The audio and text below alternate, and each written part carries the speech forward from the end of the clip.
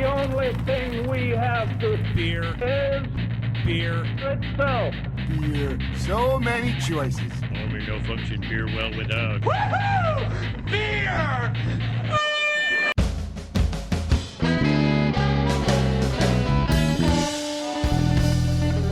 Hello and welcome to another episode of Beer Busters, where we're going to bring you the news and reviews of some wonderful brews. My name is Dan Baker, joined as always by my co-host and brewologist, Steph Hefner. as most of the time by my co-host and brewologist. Yes. There was one. 99% of the time. 99. Almost literally 99%. Almost Because we're literally. just at about 99 This out is of 100. 97. It is. Ooh. And also our demented and fermented. What? Exactly. That guy.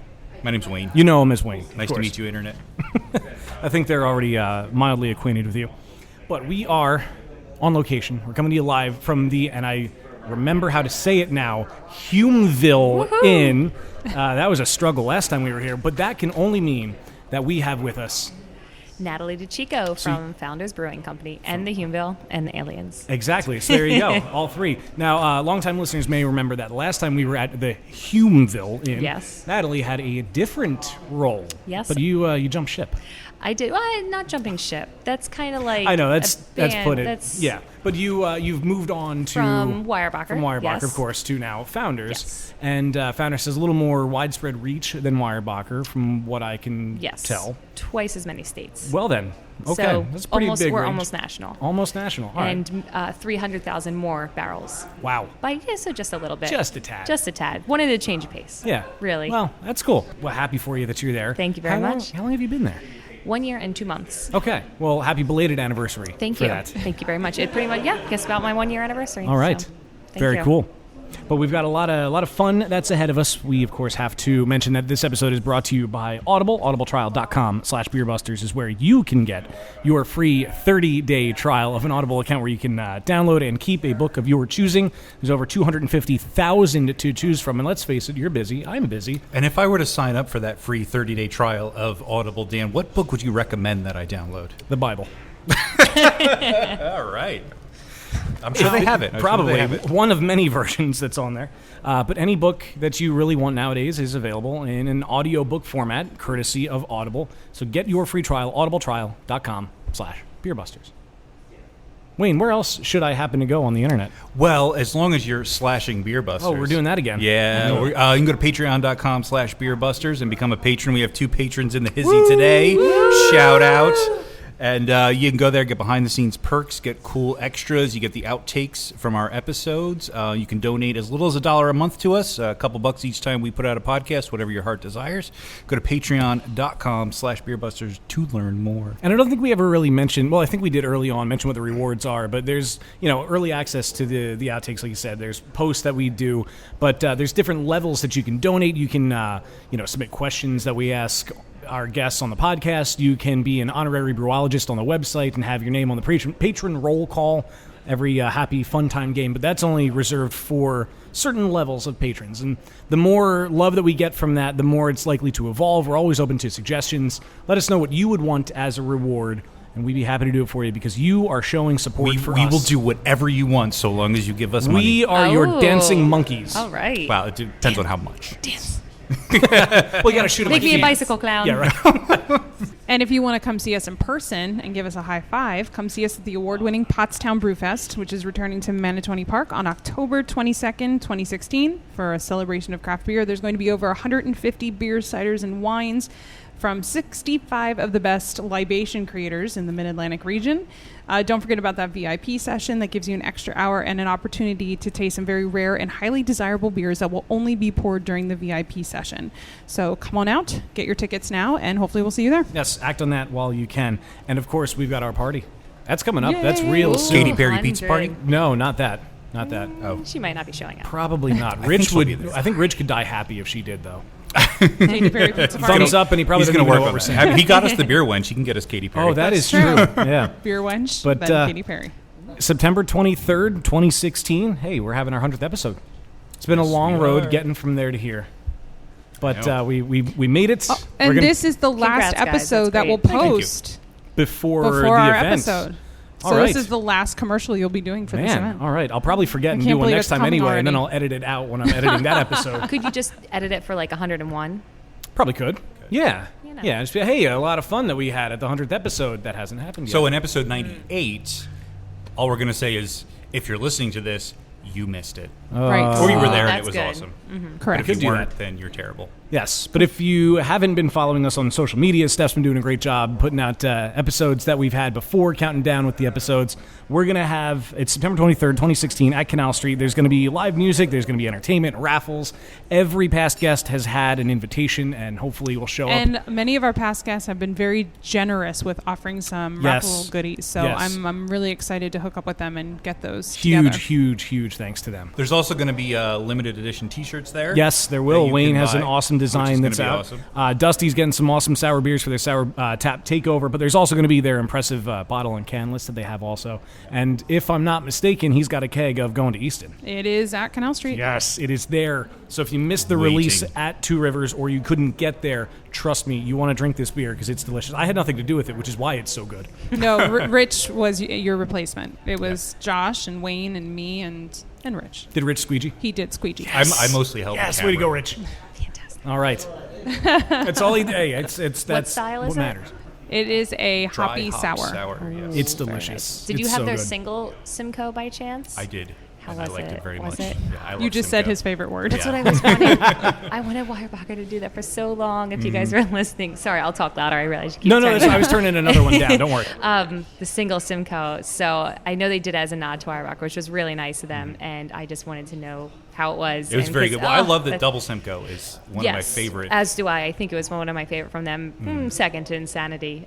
But just was wondering, how that single Simcoe was. really Because good. we thought about it. And then there's session Simcoe. Like you could just run the gauntlet with this. Yeah. Single session Simcoe, single Simcoe, double Simcoe, Simcoe. triple Simcoe for releases. You could do Wild like Brett or Wild whatever. Wow. But it's neither here nor there. And then after all of that, you just get some Simcoe and just chew on the hop notes. Because by that you're numb to life and to life. Pretty much. everything's Yes. When we brewed Down the there, drain. there was a table of Weyerbacher brewers having lunch there. That's right. Yes. Was that when we brewed or when we went for the release?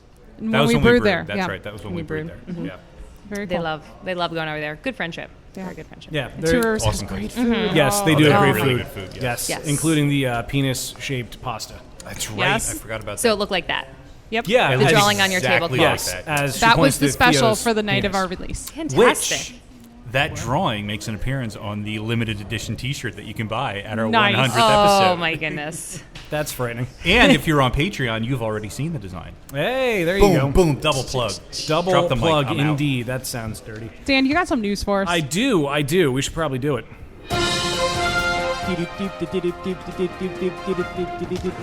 First off, exciting news for some friends of ours. Molly Pitcher is set to expand. It's happy for those guys out Yay. there. For anybody who may not remember, Zach was kind enough to sit down with us. He's been on a few times, and great beer, great crew that's out there. They are set to expand and relocate, really. The brewery and tap room, they're currently at 10 East South Street, but they're going to relocate supposedly to 139 West High Street.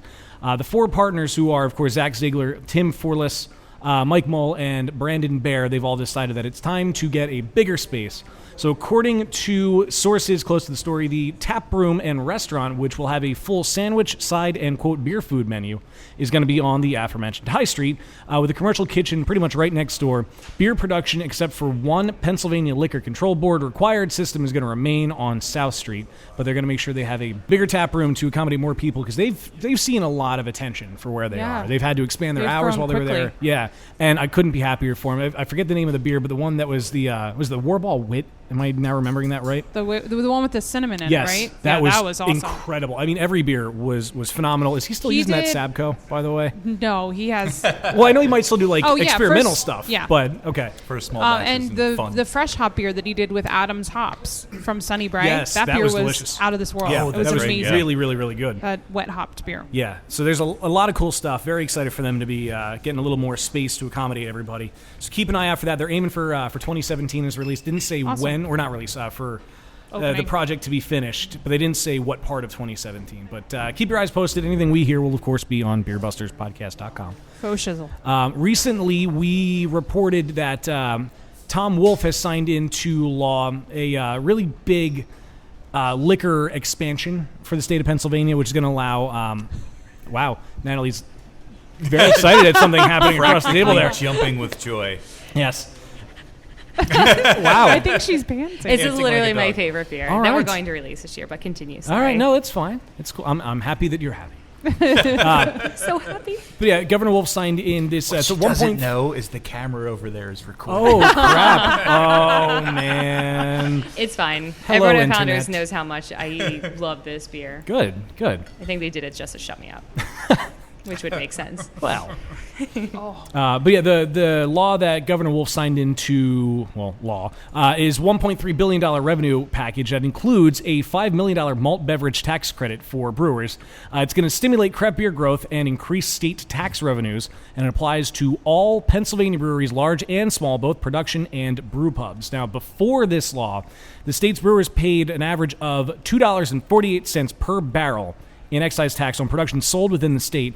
With this new law, brewers are going to obtain a credit for up to $200,000 per brewery per year against the tax. It is stipulated, though, that the credit must go towards capital expenditures to expand their breweries. The passage was due to a massive grassroots effort championed by the Brewers of Pennsylvania, who is the State Brewers Guild. And members sent over 160 emails to the Pennsylvania House and Senate, and the outreach was so prolific, a legislator requested that BOP community stop sending emails because he was contacted by so many brewers. And he then voted in favor for the bill. So a lot of cool stuff happening with that. And now I have a pop quiz. And no, it is not a list. A pop quiz. It's not really a pop quiz, but it's, I guess, a question. Are there prizes? Natalie, you've got the floor. The answer is Pale Joe. Yes. I'm sorry. The answer, what is Pale Joe? That's right. Credit I goes to totally Wayne. didn't get it. That was also the Daily Double. You can isolate that I'm and use going it again to. later. Oh, I'm going to. All right, so here's a question. That's Okay. a gimme. That was a gimme. So, Steph, you're married. Yes. Natalie, you're engaged. Mm-hmm. Wayne, you live with me. Just stop. Just stop. So here's the question. You've got a beer. Yes. Your significant other or roommate / brother happens to drink a beer that you were very excited to drink. What do you do? Kill them. Natalie? Flog in public. Wayne? Well, I recall when our good friend Wes from Hopheads gave me a can of Focal Banger and, and Crusher, I believe. Yes, Oh, he boy. did. And gave you Two of the same beer from Dock Street. Here's the Pills, which was delicious. the Pills from Dock Street, which is a great beer. And I, without thinking, drank both of the Alchemist beers myself, though I did leave you the others. You did. But I am still alive. You are. So You are. And I haven't drank either of your Crowlers that are in there from Levante or whatever that bomber is that's on the door of the fridge that you probably forgot about. I kind of forgot about it. Ooh, what is it? I don't remember. It's in a bag. I think it's a Saison of some sort. Probably. Of course That's it is. all- I've of course ordered it It's is. a Saison. Steph gets the credit for having the closest answer because there is a woman in Pennsylvania who stabbed her husband with scissors because he drank one of her beers while she slept. Oh my god. Yes. 45-year-old Tracy Lee Griffin That's the faces best. charges. We need her on the show. Oh, God. Including, of course, aggravated assault. Police say the Uniontown couple had been drinking Sunday evening, and they say Griffin went to bed but woke up to discover her husband had drunk one of her beers. Police say an angry Griffin stabbed him and cut him on the neck, chest, and head like with a the scissors. monster in D&D. An angry Griffin. They say she also bit him on the arms and a thumb. Wow. I mean, She that's a bit ridiculous. She remained in the Fayette County Jail, unable to post bond on Thursday. Her attorney didn't immediately comment on the charges, but her preliminary hearing is set for August 31st. There's a big lesson here. Don't drink somebody Wow, else's she's beer. crazy looking. Oh, let me see. We have there a is photograph of the woman We will in question. post that. It Are we was. sure it was a craft beer or not Keystone Light? It was probably Yeah, I was just gonna a ask, does it say what macro the beer of some was? form, but it doesn't have it on here. The source is I'm Fox thinking News. it was like They Natty probably, Ice. Hey, that's kind of No, my nickname. the lesson is don't marry Can we someone go that with likes Jenny beer. Light? Okay, we'll go Jenny. Did you hear her lesson, Miss Yes. Soon to be married? Don't marry someone that likes beer. Marry someone There that you doesn't go. drink beer. We generally do name tags. Oh, that's a Food good or idea. beer. That's a good Or idea. put it in the Especially bottom if it's something that you really, really want. Like if you were to come home and he had one of your Pale Joes. Mm-hmm. If And there were others, that's fine. if there were others, but say he had the last one. He wouldn't do it because he loves you and he knows that it's your favorite. But what if he did? I make him feel bad enough to replace it with something different and or better. Okay. Or a cupcake. Or a cupcake. I can be bought. When all else fails, I can be bought with substitute the baked cupcake. goods. I think the solution to every problem is something Cupcakes? or a cupcake. Yeah, you get over it because there's other beers out there. There are other beers out there. Indeed. Speaking of other beers, we didn't talk about our sipping We beer. didn't, and I realized it halfway through the news. But we do have a sipping beer. What is this beer It's a that we've pretty been sipping sipping? beer. It's delicious. I'm almost done with mine, and I want to have it and drink it too. It's beautiful. It is Nitro Rubaeus on tap. We do so not good. can any of our Nitro beers. Oh, it's so good. a 5.7% pure raspberry ale that has been nitrogenated and poured through a proper Nitro tap. And it is delicious. Cascades incredible. just like a Guinness would or any other Nitro beer. Bright pink if you haven't had it or seen one before. Sweet, but the Nitro bubble smooths it out. It's almost like a raspberry milkshake. It's delicious. That's a Thank good you. way to put it. It's Yeah. amazing. It's phenomenal. It's gotten a lot of love because there are so many stouts and IPAs on tap that I think people on Nitro taps that people are looking for something different. And we've seen huge success with Nitro Rubaeus being on tap and just being available. Everyone's like, okay, I don't want another IPA, I don't want another stout, especially, I mean, we've had it available since early spring now. So we've gone through the spring and summer, interested to see what it does throughout the winter, but young people, older people, babies, everyone's loving it. It's really just going over Wait well. a minute. I meant to say like men, women, and children, but I couldn't think of the saying. Old people, young people, and babies. That's what I got. It was men, women, and children. Just at a beer fest with it, and we poured through 2 quarter kegs of it, and people came back angry that we kicked it. I said, well, I didn't even think you'd kick one. It's not our best-selling beer. It does really well, but it's no breakfast stout or I'm not even going to say KBS because that's so limited, or all day. So when people go crazy for it, we get really excited, and, we just try to explain it's not a wheat-based beer. It's not a sour. It's just raspberries. It's And so on good. Nitro is really, It's really good on Nitro. It's So- very refreshing and very fresh. What have you mixed this with? Ooh, that's a I good feel like question. this is the perfect beer to like. I could oatmeal stout with this. Oatmeal The stout. breakfast stout would be amazing with this. Literally anything cider. A really bitter IPA. So I do maybe like 2/3 to 3/4 IPA with 1/3 or 1/4 Rubaeus. So it's almost like it sweetens up. Like if an IPA is too bitter, all day is not bitter enough to mix it with. Obviously, any stouts. I made sugar cookies with it the other day. You can sub it out for Oh, that water and sounds brownie exciting. mix. It's really good to make cocktails with as well. Gin cocktails, margaritas. Ooh. Ice picks, because I'm an 80-year-old lady and I drink ice picks, which is vodka and iced tea with a lemon. If no one's ever had it, it's delicious. It's, non-carbonated, and it's great for the end of the night. And you put a little Rubaeus in there. It's absolutely delicious. Wow. It goes with pretty much anything. It's quite Coffee, I'm delicious. sure, in the morning if you wanted to. Why not? Yeah. Why not? Why and not? then the And with breakfast stout, it obviously just is a straight-up dessert beer when you mix it with breakfast stout and Rubaeus. the regular Rubaeus is also now available in cans as well. Yes, we did 9-pack Ruby Cubes this year. Nice. So in Jersey, we did cans only, didn't even bring in bottles, just wanted to try it out, see how it went. And it went over pretty well. Again, a pricier package than normal just because of the amount of raspberries we use in it, and we're not using extract or anything. So just a lot of pureed raspberries, and yeah, went over great. It's a hot pink can with a black outline. It's a sexy can. It's very nice. Brett, one of our 9 marketing people at Founders, did a beautiful job designing it. So just loved it. And you can have a couple. It's good with cider, a really dry cider if you want to blend it with that as well. Just everything. Fun. But so Nitro's fun. We just had Dave Engber's, one of our owners, out in Jersey the other day, and I asked him if we were ever going to do Nitro cans. And it's kind of like the never say never. Half the people at Founders want to, half don't.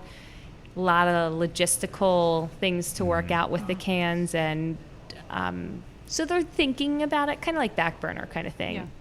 I like a good Nitro can. It's really good. Old Chub.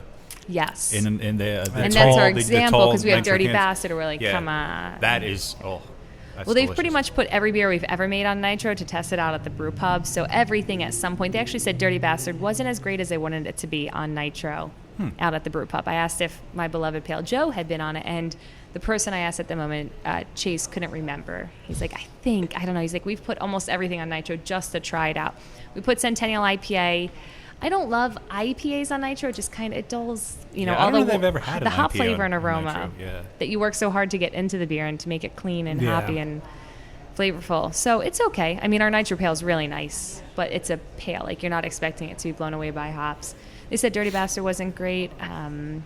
we have something coming out in late November. I'll have to look to see if I can talk about what's coming out on Nitro. Double check. I can't remember. There's so many things coming out. So it's one of our seasonals. There we go. Oh. That is coming out on Nitro that they said is delicious. And it's probably not hard to think about which one it is in the fall. But I'll let you guys figure that out. It's not Pale Joe. Okay. All right, one down. That's your hint. So let's talk a little Sorry, bit. so that was a lot about the sipping beer. It's a It's beer great that beer. deserves It's a lot of worth it. discussion. It is delicious and a great sipping beer. But I want to talk a little bit about Founders itself. Yeah. So you said you've been there for just over a year now, a year and 2 months. Where exactly is Founders located centrally? So you can't see. So no, it is in. We are from Grand Rapids, Michigan. So if you hold up your right hand like a mitten, Pledge allegiance. yes, that's the Lower Peninsula. And if you put your finger kind of where your line is from your pinky and the side of the hand, pick one of those lines. It's generally right about there. Yeah, that's where Grand Rapids is. So Okay. we're taught that in training. Wow. Because I was holding up my left hand. I'm like, no, you idiot. I was like, all right. And then the UP's up here somewhere, which is the Upper Peninsula. And we're about, I think, 30 minutes from Kalamazoo, 30 minutes from New Holland, where some other great breweries are from, Bell's in New Holland. So we'll be 20 next year in 2017. Yay, nice. And I'm really hoping Nice. they tell us next week at our annual business planning meeting what our 20th anniversary beer is going to be, because I really have no idea. So I'll bet you don't. it's got to Sure. be something Right. badass and barrel aged, right? Oh. Of course. I mean, that's what we do. So been around for almost 20 years now, owned by Dave Engbers, Mike Stevens. Just hung out with them last week up in Burlington, Vermont. Two of the nicest guys ever. Just really, really cool. Always there to answer any of your questions. And when I was hired, they always talked about the Founders family and being part of the Founders family and going out to Founders, getting to know everyone, feeling like you're part of something. And that was my worry switching from Weyerbacher to Founders, from regional to national. And you know what? I've never felt closer to a brewery. And we have, besides our conferences, our phone conferences, conference calls. Sorry, every other week. We have regional meetings quarterly. I've been out to the brewery, I think, 4 times already this year. And I definitely feel like part of the Founders family. And I made sure to tell Mike Stevens that last week when we were having some gin and bourbon at the bar. And Did you mix in some rubéas? I did not. The bartender made me, I'm pretty sure, what was a triple of Bar Hill gin, tonic, orange juice, and a lime. Not what I asked for, but 'Cause who would ask for that? It wasn't the cocktail you wanted, but apparently it was the we were cocktail told, needed. students are coming back. Students are going back to school, so the bars are trying to impress on them, like, oh, we make strong drinks, come and drink at our bar. And I was like, right, I just wanted a gin and tonic. Yeah. And that didn't happen. So, I just made sure to let him know that I do really feel a part of the Founders teams, and they always try to highlight, like, our strengths and work on, let's say our weaknesses. And it's just been a really awesome experience so far, and just the beers are fantastic. When you talk about cleanliness and pride in brewing, you go out there, and if you take a tour, you don't lean on the tank, you don't touch the tank. It's clean, it's spotless. The original tank, or the original brew house that they bought, they still have, and it looks like it's brand new. So everything from just saying hi to you when you walk in, trying to remember your name, to cleaning the tanks, and the building itself is beautiful, and everyone's so nice. So just really, really happy to be there. And we're freaking huge, man. All day kicking some serious butt out there. Wow. And how? So to be a part of that is pretty awesome. How many states is Founders in? 39 now, I believe. Okay, 37. Someone said 39 the other day. Someone said 37. So we'll say Most of- 38. Just say most. Yeah, of we'll them. average it at See, 38. this says Most of 37, them. but Almost this wasn't 40. updated. Okay. 'Cause Almost we're in 40, yes. Delaware, so we're in Maryland now. So I think it's 39. And 11 countries in addition to that. Really? Wow. We do. We have overseas And- market managers as well. You can name every one of them. UK, Spain, Germany, Scandinavia, China, Mexico, South America. Nope. Canada? I've already forgotten how many you said it was. 11. 11. that's 19 it. countries. 19 Yeah. countries. Well, no, I can't even get that. I can't name 19 I countries. was just going to period. say the same thing.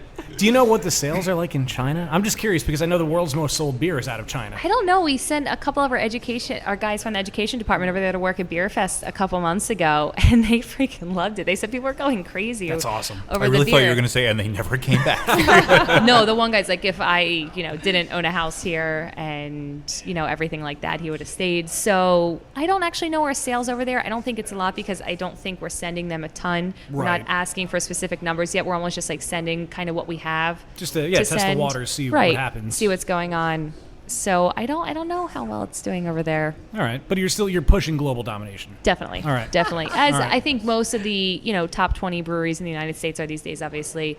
Lagunitas, Stone, opening a brewery in Berlin, and not sure it's public with what I get in my emails and whatnot with what Lagunitas is up to overseas, but there's Tony McGee. It's always something. Things are happening. Always something. You're in good company then. We're in good company, and I think there is a rep over there in the UK with our former New York City market manager, Tim Trainer. He's our guy over in the UK, and he's hanging out with, I think, another couple other American brewery reps that have moved over. We either hire people from the U.S. and move them over, or from another country. If they want to apply, we'll pretty much move you anywhere. So if I wanted to go open Pacific Northwest and I applied and was qualified, they'd let me go open the Pacific Northwest, which, sure, we'll say it. We're going to open the Pacific Northwest next year.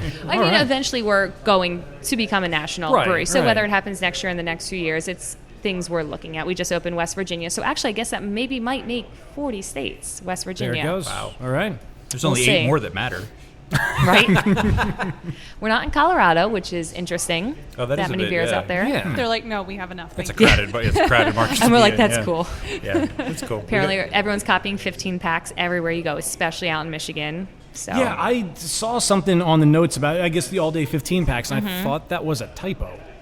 No, it's like legitimately use 15 in each pack. Yes. Guess, being out in PA, we're now allowed to sell the 15-pack because of 12-pack sales.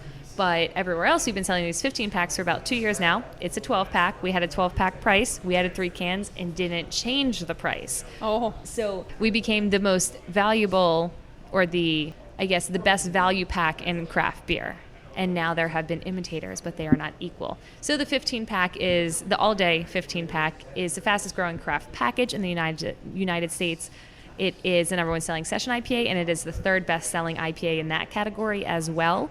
And there's one more, largest growth of any craft package seen in the United States right now as well. So it's a delicious beer. It's fantastic. It's not anything watered down. It has a lot of flavor and aroma. People that don't like IPAs still can get into it because it finishes dry, not overly bitter, and you can just literally drink it all day. I mean, I had too many the other night in our bar crawl up in Burlington. You're like, well, I'm kind of still sober, which is good, so I should probably switch to Sumatra or gin, but you feel great, and you're like, I could still have another one, and I wouldn't be bored of it. So it's definitely the best beer, and it's something that Jeremy Kosmicki, our brewmaster, created out of the need to drink something and still be able to function. And we were one of the pioneers. He won't say it was the first ever session beer to be brewed, but definitely one of the pioneers in that category. I have about 6 fresh 15 packs from, hold on, I just got the date on those today. I think it was 8/15, and it is the 26th. So that's how fresh we're getting in New Jersey. That's awesome. Wow. No. So it's fantastic. We're selling through so much of it right now. It's our distributor's best-selling package in New Jersey. Couldn't be happier. And big announcement, we have seasonal 15 packs coming out. Ooh. Starting, I'm allowed to say it because we posted it the other day. Starting in September of PC Pills. Oh, I'm excited for that. So really, really stinking pumped. It's a bright yellow and black can. Exclusive on Beer Busters. Oh, yeah. PC Pills 15 packs. Same price as all day, 5.5%. American hopped Pilsner, Cascade, Centennial, Chinook. It's tough because I don't want to promote it as it is a Pilsner, but there's no German hops. There's none of that like sulfury taste like a German Pilsner. It's just drink it. It's profoundly crushable. Profoundly crisp, perfectly crushable. There we go. PC. Oh. Yeah. PC principle. PC principle. So a couple of stories behind why that name is that name, but it'll be in a 15-pack, and we hope to do big things with it. We really want people to try it out because it's not your average Pilsner. It's not even your average American hot Pilsner. I think it's going to open doors for the people that don't necessarily even drink all day. So we're really pumped to see how it goes. As Mike Stevens, our owner, told me the other night over cocktails, he was like, we just kind of run up to the cliff, and instead of like stopping briefly, it's like, do I do it? He's like, no, you just run up and over the edge of the cliff and just dive over. Just go for it. He's like, we're going. He's like, we're, pushing it, and we're going big with this all day. Why not? It's PC Pilsen 15 packs. Let's just give it a shot. He's like, I don't want to look back and say we didn't try our hardest, so I think that's just awesome. Yeah, it's good philosophy to have. We make sure the beer is obviously 100% sound before that. And, we obviously, you can look at the numbers all day and look at what everything's trending and how Pilsners are trending and everything like that. He's like, no, let's just run full speed off the cliff and hope it works. Shit, all right. Yeah. I mean, again, there's tests and everything, but at the end, he's like, we've tested it enough, so let's just try to fly the thing. Yeah. It's worked so far. We're the 20th largest brewery in the United States. Yeah, and That's when you awesome. have that reputation, I think you can get away with that Right. more often. Right. Because when people see a Pilsner coming out from Founders, they know it's going to be a quality product. They know it's going to be tasty. And they're going to be willing to take a chance on a 15-pack. Where if it was a smaller, younger brewery, maybe not so much. So that's what we're hoping, definitely. It's like, and I definitely wanted to, like you said it perfectly, it's a Founders Pilsner as well. It's not anyone else's Pilsner. Yeah. So it's a Founders Pilsner. Yeah. Our wholesaler, 100 Inn distributor, what you call it, tried it at our mid-year review, and they're like, all right, you can just bump up that number. So that's how confident they were in the liquid, and we're just so happy to hear that. Confident in the liquid. Yes. I like that. Confident in the liquid. I'm going to use that. I'm putting that in my presentation next time. We're confident in the liquid. Are you? I think that would work out well. Yeah. Very cool. So you're in almost 40 states. You're the 20th largest brewery in the country, which Yes. is fantastic. Yes. And when you were with Weyerbacher... Not ranking of craft breweries, just 20th largest against every other against brewery, Bud everybody. Miller, Coors. Oh, yeah. wow. That's Yes. awesome. I just kind of assumed it was craft. No, it's 20th largest brewery Very cool. amongst all That breweries. is much more... it Period. still would have been impressive, but this just takes it to another It does. level. We'll finish here That's awesome. around 320,000 barrels. Our capacity at the end of this expansion and our second brewery, which is still located in Grand Rapids, our barrel house will be 1 million With barrels. the pinky. Waiting for it. So when you were with Weyerbacher, you were also the is it South Jersey? Were you I covered the whole state for Weyerbacher as Okay. their rep, and I'm Central and Southern New Jersey for Founders right now. What is the difference in reception to the brands that you've seen? It's different. I'll say you have just the all-day drinkers. That's really that's what they drink. They don't venture too far from that in any craft, in any direction.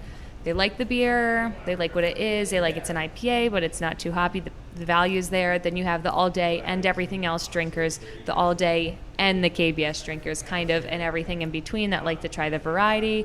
And then you have just the hardcore beer geeks that just want their KBS or the Devil Dancers CBS. or the CBS. Oh, someone called it Canadian bacon stuff the other day. Hey. That was fun. And then Weyerbacher, very similar, just without that all-day segment. Higher ABV, barrel-aged beers. They had some sours. So just a big clamoring of beer geeks.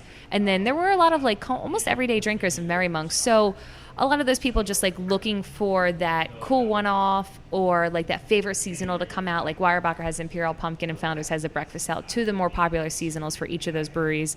And I think highly respected amongst the beer geeks, which I absolutely love. And then also by the public of just craft drinkers and even people getting into it. You have approachable beers. So, and it was also interesting because I thought, again, leaving a local brewery for a regional would be tough, but everyone with Weyerbacher was always like, oh, Weyerbacher, let's see, German name, Belgian beers, you're from PA? And it was question mark. So, because that one was always a struggle for me in Jersey, because no one knew where Easton was. So I think it's been the same. I think they know that I'm not going to represent liquid that's not bad by any means. So it's just great reception. People are always stoked. Oh, where were you before? I'm like, oh, Weyerbacher. They're like, damn, two good breweries. I'm like, yeah, I know. Yeah, that's awesome. It's what do you have in your basement? I'm like, oh, Lots of good stuff. I have SMS and KBS. Oh man. And probably, actually, no BCBS. You don't have any sour black left, do you? I do. It's probably not good at this point. It was a lower alcohol. Yeah, that was one of my favorite beers ever. It was very, very good. They have the Brunicorns, which are Brunicorn? Brunicorns. I've never heard that. It's a brew and unicorn. I figured. Brunicorn. Yeah. Out now, which is from one of their more recent sour batch releases, which are phenomenal. They're doing different installments. This is Weyerbacher's Brunicorns, different installments of that. I think they should be like the Jolly Pumpkin of the East, honestly, my opinion. Just do it. Yeah. We'll get someone that has a lot of money that can make your sour barrel house. Nice. So no, reception has been great. At first it was tough, and I know it was really tough for Laura following me. And it's like, where's Weyerbacher Nat? And you're like, just shut up after a while. But no, we're great friends, and everyone in the beer industry is friends. So you never know. Never know where I'll be next. I'm not leaving Founders. All right. Don't fire me. I've got a question, and it's a topic I've seen in the news lately, and reception too. It's a little different. So you've gone from regional to mostly national brand. Yes. What's your take as a sales rep who's done both of those on breweries being bought up by AB InBev for distribution? Well, if you're not familiar, I'm sure you are. Founders, 30% of Founders is owned by Mao, which is San Miguel. So not sure if I did not know that. Okay. So that happened in 2014, actually. So relatively, it wasn't quite at the time, but it's only 30%, which allows them to have one board seat. And everything's actually been really great with them. So that was pretty much just a partnership for the future, really, and also for international distribution, which I think a lot of people can't seem to grasp outside of the industry, can't seem to grasp about Lagunitas is, they signed a lot of that for the international distribution. So ours was just partnership, looking ahead. It's a family-owned brewing company for the past 200 years. They've given us a lot of help and insight on how to not look 2 years ahead, but how to look 10 years ahead.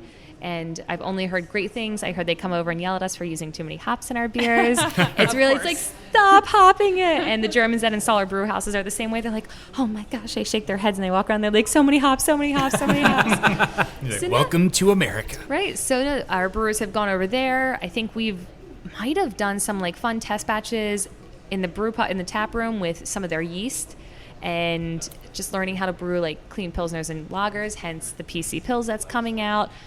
And just, really building a partnership, and then, kind of helping us like figure out where to look in the future. So again, it's 30%, one board seat. That's really it. The 100% sellouts, I don't know. Would you take $1 billion for the company that you worked hard? Everybody. I would love $1 billion. Okay. Money definitely talks. So that's just Ballast Point. Let's look at someone else that's maybe a bit smaller, like Devil's Backbone. What did they sell for? Let's say it's $25 million. It's still a pretty nice paycheck. But then again, $2 million. You're also for $2 million. I don't know that I would do it, because while yes, it's a lot of money, I could easily get myself out of debt and have some nice things. I'm giving up control of my company that I've worked hard for, which I could expand on my own. Right. At this point, almost every brewery that's sold, I don't know the stats, it could be 50%. A lot of the breweries that have already sold, most of their owners and VPs or CEOs, COOs have all left, and they've all gone to either open something else, they bought something else smaller, or they're going to another brewery. So they've kind of all still wanted to stay in the industry. They just want to be the ones to manage it. So I can't fault them for selling something they worked hard for, but most of them have turned around and gone to go buy something else. Well, the other thing too is if you open your own brewery, chances are you're an entrepreneur at heart. And if you sell, somebody is going to have to tell you what to do. You've got to listen to somebody else's direction. You may not agree with what they do. Right. It kind of kills your entrepreneurial spirit. So then you go and start your own different thing, or buy something else to help them get to that. Correct. So I could see that part of it. The bottom line is you start a business to try to make money. Right. Yep. And that's what it comes down to. But I know there's been some negative backlash towards... It's a complicated topic. It is. It's a can of worms, really. Right. Yeah. And also I feel like no one talks about breweries that were bought by private equity. Oh, yeah. Private equity groups. Yes. Bought by other breweries that aren't big guys. So Yep. Oscar Blues is owned by private equity. Fireman's Capital. Oscar Blues bought Perrin and Cigar City. So essentially they're all owned by Fireman's Capital, but Oscar Blues, that's quotes, purchased them. So what do you do with that? Cigar City is now owned by Oscar Blues, is now owned 100% by Fireman's Capital. I'm not throwing anyone under the bus. It's just we constantly get picked on because we're bought out by a big guy. Have you ever even had a San Miguel or Mao beer? I had one the other day. It's a freaking really well done lager. Like, it's great. We just don't drink it, over here because that's their Bud Light, or not even their Bud Light. That's like their Yingling. There you go. A well-brewed lager over in the Spanish-speaking countries and whatnot. So we get picked on a lot. I'm like, okay, Victory and Southern Tier are now both owned by the same 100% private equity. Like, why don't you look at someone else that's 100%? 50, 45, 49 or less is completely different. Dogfish at 15% private equity. Yeah, I was going to bring that up. Yeah. You know, there's when you Firestone Walker is owned by is it Duval Morgat owns Firestone Walker? I'm not sure. Firestone Walker, Duval Morgat?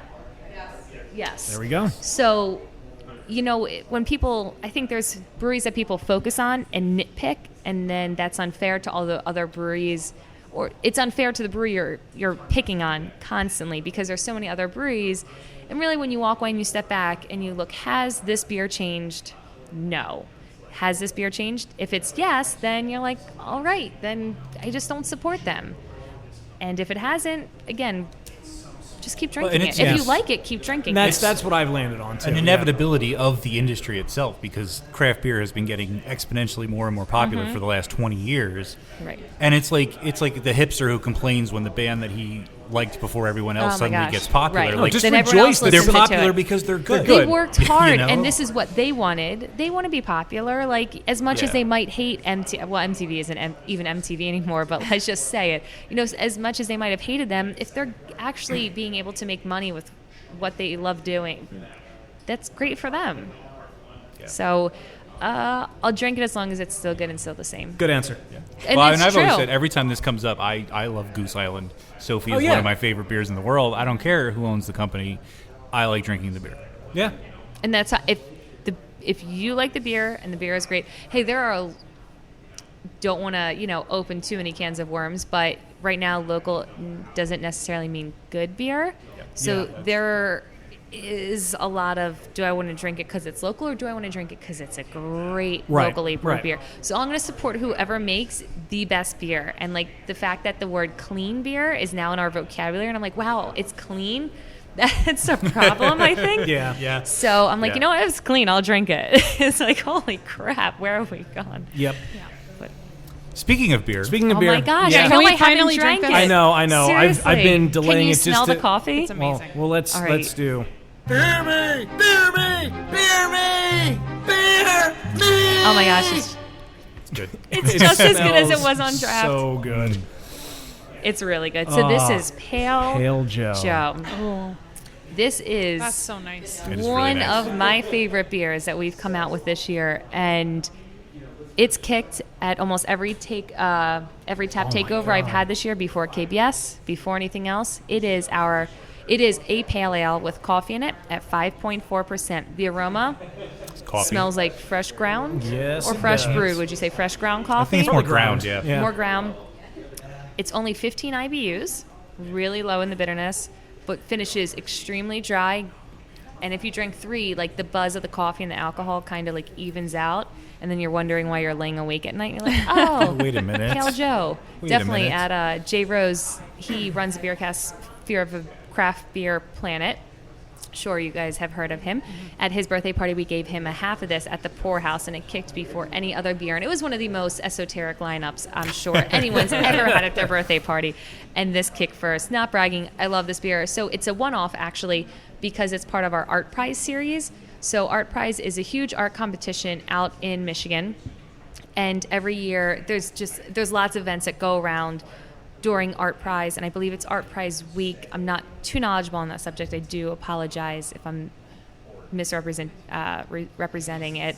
But what we do is we get a different artist each year to draw, paint, whatever their medium is, to create a different label for a different beer for us each year. 2 years ago was Mosaic Promise. So the label you see on Mosaic's actually a 8-foot stained glass that was made to represent the beer Mosaic Promise. Last year was Spectra Trifecta. Usually we get draft only of it, but Pale Joe has been such a hit at the brew pub and a couple of the markets that we sent a few kegs out to, we decided to put it out in bottles and draft. So this is actually one of our employees drew this label. So it matches the rest of our labels because it's a bearded white dude, but he's holding the blue tin coffee cup, and it looks like he's on a farm. He has a straw hat and whatnot. And I do forget the artist's name. I'm sorry, I should have looked that up. Well, My there's a signature apologies. here. Adam Rosell, something with an A. Aaron, maybe? Artists need to have More legible signatures. Yes. But he's one of our employees. I believe he comes from the Roselle. Sellerman side. Or she. Production Or- side. But I yeah, so wanna it's presume that it's a guy. It's absolutely my favorite, and it releases on the 13th of September everywhere except Michigan. It releases before that, and it'll be the same prices all day. Wow. Even better. Even better. You know, I remember the first time, I think it was the first time I had a pale coffee beer was at St. Benjamin, St. right? Benjamin. Yeah, Coffee And it's Kolsch. still like boggles, like my brain doesn't want to accept that this looks like a pale beer, but it tastes You know like what? coffee. You know, my brain takes it to, and this is going to sound dumb, and I'm sorry. Drew Carey show, they had Buzz I remember beer, that. which was, they were so happy when they came Wake up with up it. and get drunk all over again. Exactly, yeah. And that's every time I drink one of these, that's what I think of. And I like it because I loved that when I was a kid. It was such a cool show. So it's like a throwback for me. I get a Okay. little nostalgic with it. Yeah, I like it. No, that works. Buzz beer. Buzz beer. I just love how solid. extremely drinkable it is. Yeah. Considering Mhm. what it is. Yeah, especially at 5.4 was Yep, it? 5.4. It's, yeah. And it's not necessarily. It's not a cream ale. It's not a golden ale. There's no very very minimal sweetness. Mm-hmm. Like just. Like not even like maybe like 1 grain of sugar sweetness if you were to sweeten your coffee. Tiny grain. Just a touch, But which it's not I think even, is like, nice. super bitter coffee Right. either. Well, it's like you said, No, it's only, it's what, not. 15 IBUs, was it? Pretty low. Yes, Yeah, so you 15. don't get much bitterness out of Right. it, which, truth be told, is why I don't drink my coffee black. It's too Yeah. bitter. Do you think this will get the nitro treatment? It almost has a bit of a nitro Right. mouthfeel Yeah, to it does. But I asked and they couldn't remember. I asked my buddy Chase. crap, our you did COO. say you asked about this. Our Right? COO, my buddy Oh, Chase. yeah, You know, that's what I call him. And no, because I'm always like, oh my gosh, please. Like, we get to fill out Google Docs about like what beers are successful in our market. And I just constantly talk about Pale Joe. And he's like, all right, here you go. I'm like, thank you. And I was like, nitro? And he's like, I think so. He's like, I can't remember if it was on and it wasn't great or whatever. I don't know. I think I'd almost leave this one how it is. I think without the nitro, I think the CO2 makes it sparkle a bit more. Yeah. With nitro, maybe you just wouldn't have that dryness that you really want, the crispness at Yeah. the end. Yeah. Plus, if it ain't broke, don't fix it. Right. I mean, I wouldn't try everything on nitro, but I think this is good. This is great how it is. Who knows? It might come back as a season. I don't think it's coming back as a seasonal next year. I'm pretty sure it's not. No, that's just my personal hope that I don't ever want to see it go away. Just put it in place of regular pale ale year round, honestly. I think it would do great. Until everyone doesn't want coffee beer anymore, and then you just replace it with something else. Yeah. And then when everybody wants coffee beer again, you bring You it just bring back. it right back. Done. Do you know what kind of coffee? I was just thinking that. Is that what you're looking for? That's actually what I was looking for. Are and you then I ready? read the I'm first in your head. Actually, hold the on. first sentence, which says, "Your eyes will tell you one thing, but your palate will tell you another." There it is. High-end Ethiopian coffee, expertly roasted by our hometown neighbors at Ferris Coffee and Nut. Oh, it says it on there. Yeah, that It sounds does. right. I was going to say Ferris this. Coffee and Nut, Yes. the love child of your Sure. favorite iced coffee and, well, beer. Yes. Bottled on 8/10/16. I was going to say we did post that on our Instagram. There you go. So it is pretty fresh, too. I don't have my spiel done yet because I haven't had to sell it because it hasn't released. Hasn't been out, yeah. I'm like, just drink it. Just drink- just Honestly, yeah, It'll taste sell You itself. don't need to sell it. Yeah. we're not getting that much of it, but I think it's also going to be like maybe one of those industry beers as well, which I think Mosaic Promise, which we've had some samples floating around of, has kind of become as well. Like, we all love it in the industry, and I think the public, the verdict, I don't think the verdict's out. I think they like it. I just don't think they were as all up in its face as we were in the industry. I where we're loved just it. like- The first time I had it was New Year's Eve. Okay. And Yeah. it was on draft at Canal Street. It was one of the beers you could drink all night, included in your ticket price, and I drank a crap ton of it. Speaking of Canal Street, besides the 100th episode, according to Wikipedia, the original name of Founders was Canal Street Brewing. It is. So how Really? about I did not know that until I was there signing paperwork, and everything said Canal Street. And I text Scott, my fiance, who's sitting behind us, and I said, "Was Founders? He's actually standing at the moment. But Is he lurking? Is he seeing what we need?" He's lurking, Oh, yes. it's such a good house husband. And I texted him. I said, "Did you know, or do you know, if Founders was ever called Canal Street Brewing? Because I don't want to be an idiot and ask." And he said, "Yes, I believe so, because we started on Canal Street in downtown Grand Rapids. So I guess at some point they had a line of beers called Founders, and it was the Founders Pale Ale and the Founders Hefeweizen and things like that. And then it just became Founders Brewing Company.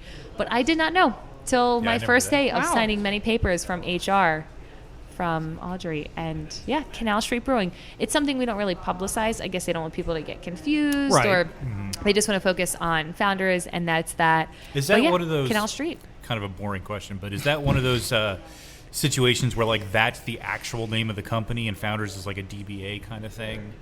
It's the LLC.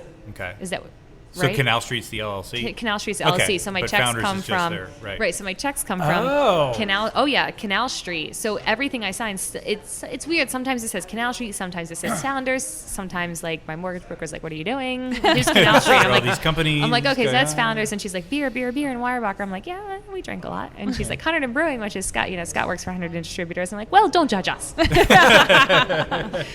I can hear the judgment in your voice.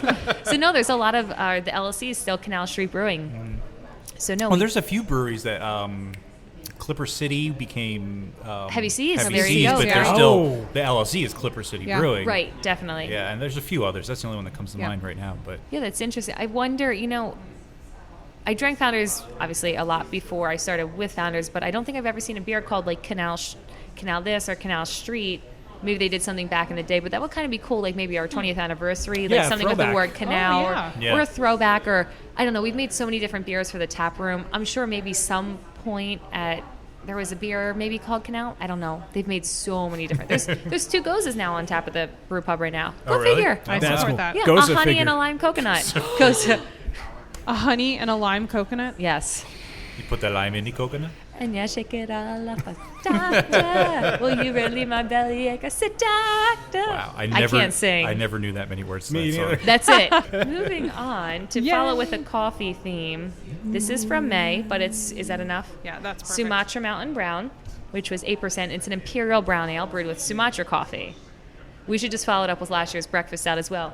Breakfast stout, please? Oh, Wait, yeah. this is a bonus beer. This isn't one that you bu- sent me. It isn't. I found it. I had 2 bottles stowed away. Oh my I'm god, so it sorry. smells so good. Apparently, our thing is coffee right now. Coffee or super good crushable thing. beers like Mosaic, All Day, and PC. This is like an ice cream sundae. Yeah, it's like a coffee. I haven't tasted it yet. It's but like it a smells coffee like ice a cream sundae. Sweet coffee. It is. Delicious. It's a lot sweeter, and I get a little coconut. Yeah. Okay. It almost reminds me of vanilla ice cream when it's really, really cold. Oh my god. It almost I gives could it see that. vanilla. Mhm. I don't. So I found it, and it's definitely something that's sweetened up over time. It was really dry and roasty, again, kind of like the Pale Joe. You're gonna like this, Dan. And that's what I really liked about it in comparison to the breakfast stout, is that it wasn't sweet, and now Ooh. it is sweet. Yeah, it's almost So- got and there's like a little chocolate syrup in there. Yeah. It definitely it's is like ice a, cream. It's like Yeah. a bitter chocolate at the end. It's not a sweet chocolate. It's a It's like great- it's like It's got a a dark. little- Like Greg would know what cacao Yes. level I'm trying to think of. He would. But it's a bitter chocolate. Dan, it's 62%. He's yelling at me right now. This would be a good one to pair with some chocolate. I mean, I know like with like, whatever, but What is the ABV on this? 8%, 8 even. 40 IBUs. This is It so goes down good. way too easy. Yeah, it does. It does. It's a little got like So like try to remember syrup, next May bitter when it comes chocolate, out and try to get. sweet. Yeah, sweet. Yeah, sorry. What were you saying? Yeah, syrup, definitely bitter chocolate. I was just naming delicious things that this tastes like. This tastes very agree. high in calories. You know what? I don't have the calorie count on this one. Oh. Damn, I was naming beers earlier and she was shooting off the calories. I was You know so what? I didn't impressed. print out the 20. Don't yell at me. How many marketing. calories are in Miller 64? No, the Founders beers. Because 64. It's a trick question. Wait a Oh. minute. That went over my head. Sorry. I didn't print out this year's calorie counts because only a few beers changed on it. So I can pull it up now. We don't necessarily advertise it. It's not going to be good. It's going to be in the high 200s. It has to be. All the good 8,000. ones are. And every one of those calories tastes If you delicious. look at Yeah. it from the side, you can see that it's clearly not a stout. That it's an imperial Yeah. brown, and it has a nice dark brown color with just like hints of like Reddish light hues. brown and caramel and hues I agree. around it. It's almost the color of a glass beer bottle Yeah, it is. Yeah. Oh, similar, yeah. when it's empty. I'm going to make us something Theater of the here. mind. Oh, we're doing an Oh. experiment.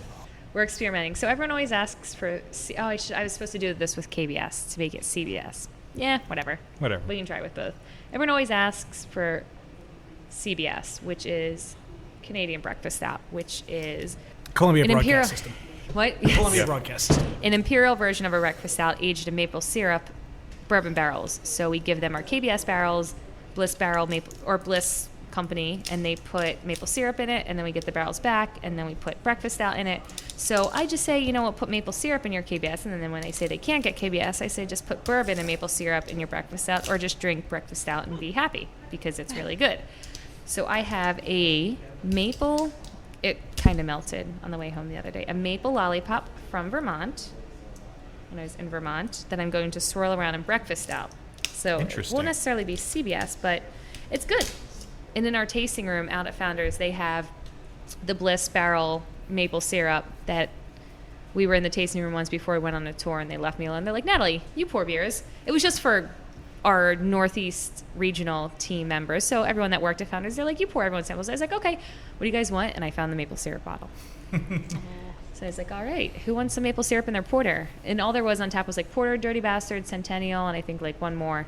So obviously I poured everyone Dirty Bastards and porter with the bourbon barrel aged maple syrup. And then they came back and they were like, what's in the bottom of those glasses? It's like, he did it?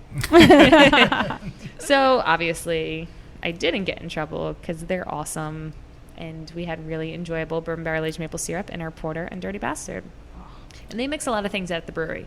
We don't necessarily promote it, but they make a lot of, they call them dirty rubs, which is actually Rubaeus and Dirty Bastard. I haven't had that one. I know. Tom perked up over there. Dirty Wait a rubs. minute, this is getting interesting. We'll call this MBS, Maple Breakfast Stout. I like that, There you go. MBS. Because it is technically It looks like it's Canadian definitely breakfast melting, stout, right? but it's not. It looks like something's happening. It is. Because I can now turn it completely. Is it enough maple? Can you taste it? It's also last year's, because I can go again, breakfast stout. Because this year's hasn't even It's landed subtle. yet. Subtle? More? Subtle. Subtle but it's hint good. of It's a subtle maple. hint of yeah, but you don't Maple. want to use all the maple. We need the maple for the We do. KBS. So be in mind, this is not what we even recommend for breakfast stout.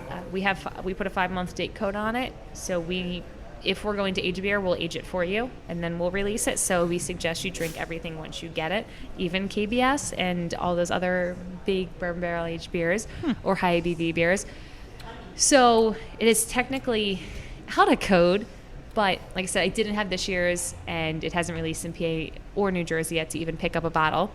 So it's last year's breakfast stout, which is a double chocolate coffee oatmeal stout at 8.5% and 60 IBUs.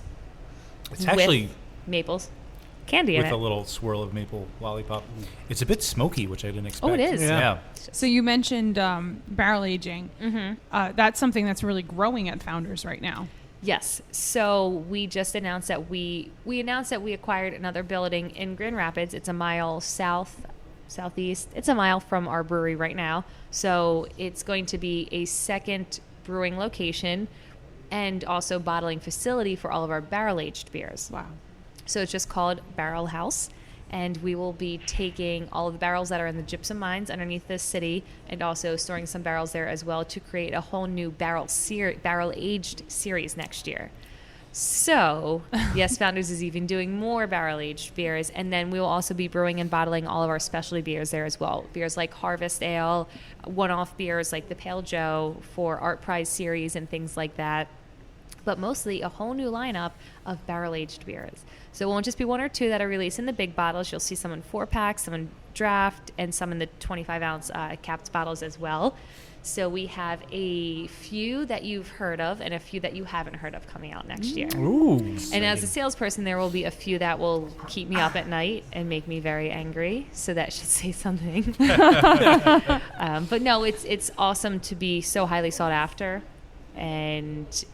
but we also just want people to remember what we brew besides those beers, which I think everyone really does with All Day. They definitely know. But everything else in between, like a Centennial IPA or a Sumatra, no, that's pretty limited. So maybe that was too much of a gimme. Mosaic Promise, things like that. But so we have some great beers with maybe some additives next year, some fun names. Not sure how they're going to get past the TTB. Like Sleeper Cell, it was a one-off West Coast IPA that we just released a couple weeks ago. It was a few kegs just spattered around the country or around the state. Sorry, everyone got a few to hand out in their area, and Sleeper Cell somehow passed. Nice. Go figure. Well, that's why PC Pills is now called PC Pills. It was going to be called something different. So no, the Barrel House, we're very excited for. It was called WTF before, for Wort Transfer Facility. I love it. And I really wish we kind of just stayed with that name. And I hope we go back to it because we're founders, so F it and just call it WTF. So no, we're going forward with the Barrel House. It'll be open, and it's technically our second brewery, but it will be including our pilot system, our 5th brewing system that we have. We have 4 in our current brewery, which is 1 city block wide. We have anywhere from the pilot system, which, oh my gosh, I don't remember, 5 barrels, let's say.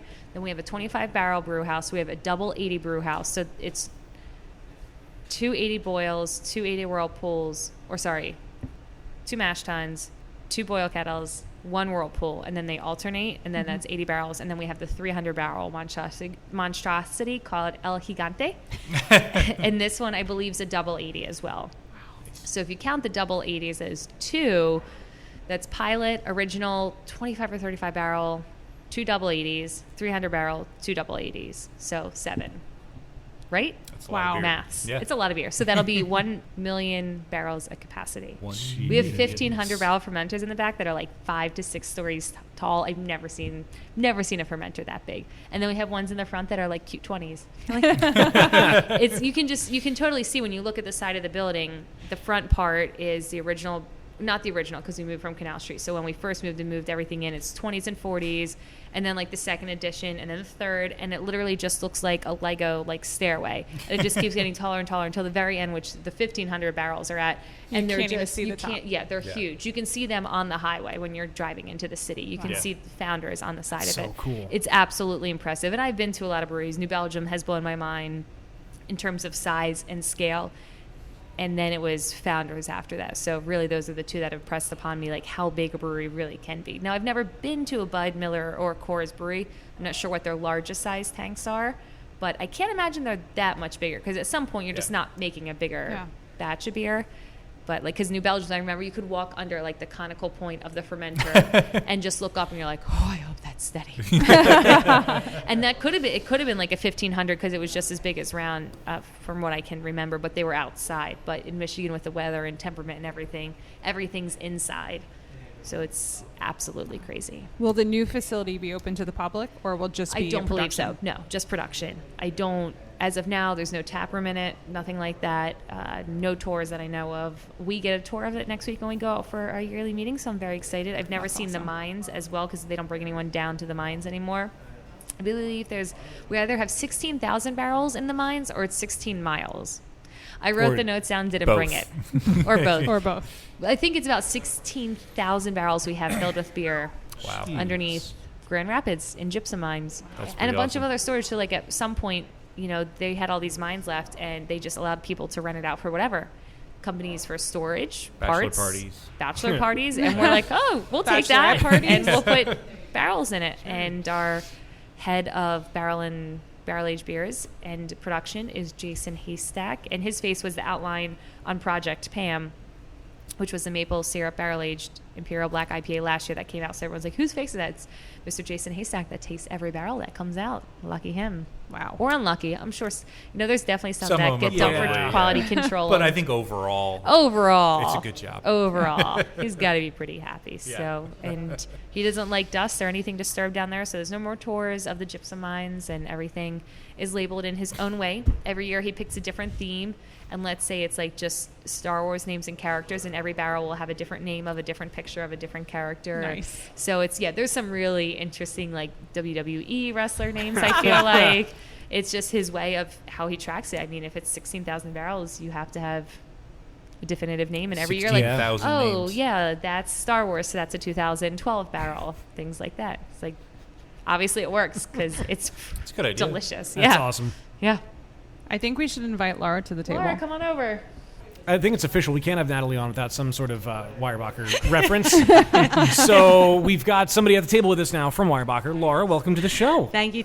We're kind of like a package deal. Hey, it's all right. And we found out that you're involved with the bachelorette party. And oh, God, yeah. It's questionable if she'll actually make it to the wedding. Yeah, no. She'll make it to the wedding. Or Wait, in is it what official states? that everyone at your bachelorette party has been on the show now? That's Like, like 4 Jen people. was on, Yeah, I guess, Jess was 'cause Well, you know, Jess- Jess got you in. Now Yeah. Laura's on, Yeah. All right. or at least all the important people. Aww. And Rosie. She's not going to listen to it. We'll tell Rosie she has to be on the show next time. Yeah. Yeah, Get she's with fine. Yeah, come on. Yeah, no, Rosie. so all the, it's pretty much just beer celebrities. My bachelor party is just going to be It's a a lineup beer celebrity party in South Philly. We might as well, or Central, wherever, in Philly. It's up to the girls where to bring me. Well, we wanted to get Laura on because, we want to have, not that we weren't already having fun, but time for some happy fun time game. Wayne, what do we have for today? Well, there it is. I feel better now. I've stumbled across a very interesting website, Oh dear. and so How safe for work is this? If it's- Steph says, oh dear, I'm worried. Steph always says "oh dear" when I talk. That's true. So, cheers, Internet, and welcome to Happy Fun Time Games podcast trivia segment, yada, yada. I have a lot to talk about here. So, mybeerseller.com is a website, and I mentioned this a little earlier before we started recording, where people can list for sale collectible beer memorabilia. Can I ask a question about the website? Sure. Is it my beer seller, as in I'm a person that sells beers, or like seller to age beers? Just Going to- spell it. We're going to get to that in a second. Okay. All right. Okay. So anyway, on this website, you can eBay style sell beer memorabilia, including bottles that still have beer in them. Quote unquote, Yes. for For collectible collectible purposes, yes. They go to great lengths to stress that you are, when you buy a sealed beer container with the original contents intact, you are purchasing a collectible and not just, buying fucking beer. The terms and conditions list on their website for it lists some interesting things for selling sealed containers.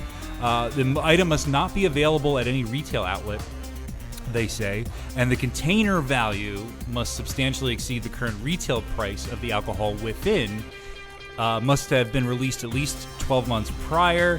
The container has not been opened, and any, quote, incidental contents are not intended for consumption. This And is the great value is in the collectible container, not its contents. Oh boy. We get it. Yeah, we You're get it. buying We the get it. bottle legally. Yeah, You want the there's- beer inside. Exactly. So all that being said, there are some rare beers on there that are up for sale at some interesting prices. And so today we'll be returning to a game that we've played a few times before, a game in which you will attempt to guess the selling price of a certain beer without going over, of course.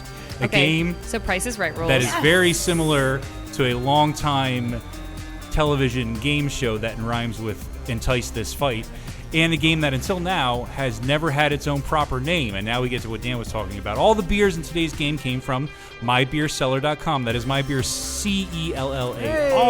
Hey. But this game is called My Beer Seller, SELLER. It's a pun. It doesn't really work on a podcast, but whatever. My Beer Seller. So, after all of that long-winded nonsense, we will begin to my left with Steph. What is the list price on My Beer Seller for this beer? This is a Cigar City Brewing Double Barrel Hunapoo. I can never say this right. Hunapoo Imperial Stout. I'm not alone. Hunapoo with the humor. Double Barrel Hunapoo, 750 milliliter bottle. It's an 11% stout aged on Peruvian cacao nibs, ancho and pasilla chili, cinnamon and Madagascar vanilla Ancho chili. beans. Aged in pineapple brandy and rum barrels before Pineapple brandy. being Oh my gosh. blended together. Sounds That really sounds delicious. amazing. It does It sound has amazing. Buy it for me. a 100 rating on Beer It could be your Advocate wedding gift. and 100 ratings in overall and category on Rate Beer. How much What year? can that be for yours on the I forgot how to speak words right My for beers. real. What year was it? I'm not sure actually. Oddly Oh. enough, I have years for like the rest of the beers in the You know game, what? but I didn't No list year. grab Price it goes- for this price one. goes Yeah, down. year unknown. Year unknown. 750 milliliters, double barrel Hunapoo Imperial Stout. How much? Oh, God. I'm going to say $800. Steph is saying $800. Oh, God.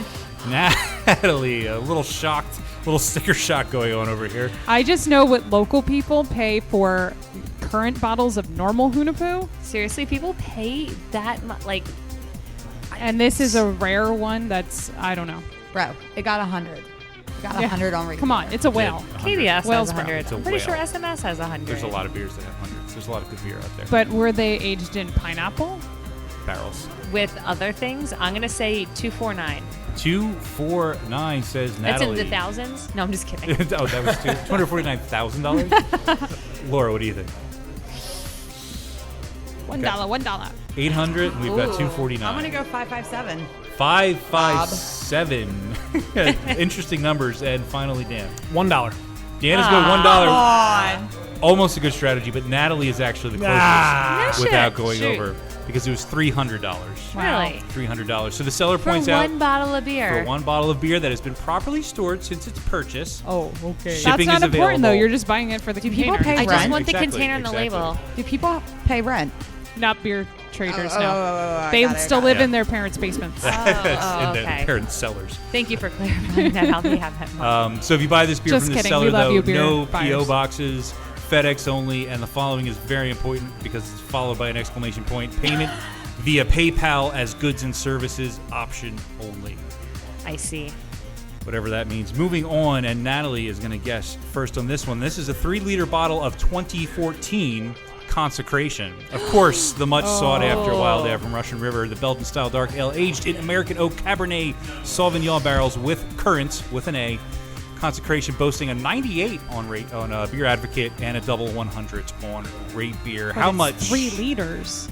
is the 3 seller liters. asking for a 3-liter bottle of Consecration that has, quote, been properly stored since purchase and will be shipping in conveniently a 3-liter styrofoam box? $7.99.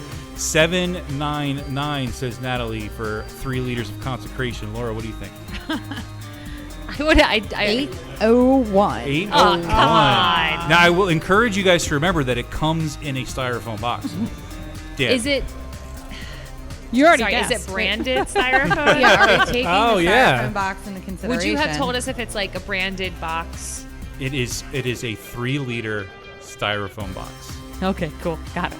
Not a Unassuming. branded box. An unassuming but very functional Okay. styrofoam box. Dan, how Got much it. do you think it is? I will say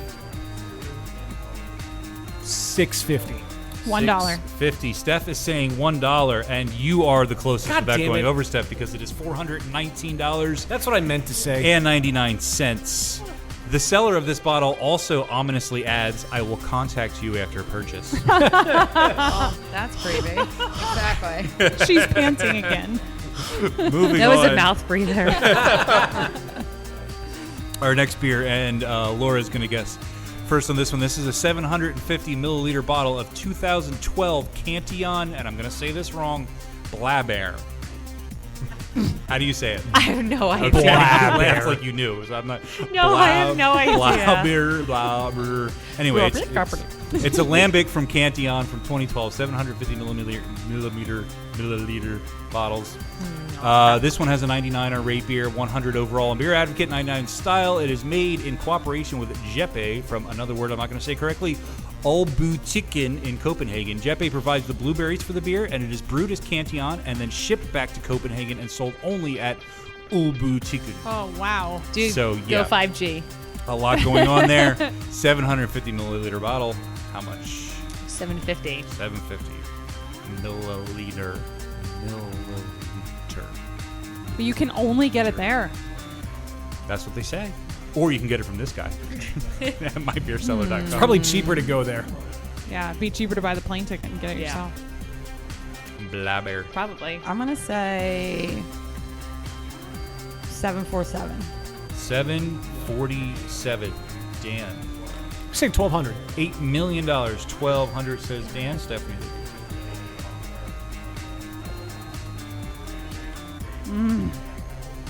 500. Steph is saying Because they've all been 500. lower than what I really thought. That's what I'm thinking. They're lowered. Okay. 249. 249. Oh. Again, you said that for the first one, and you are the Did I? closest.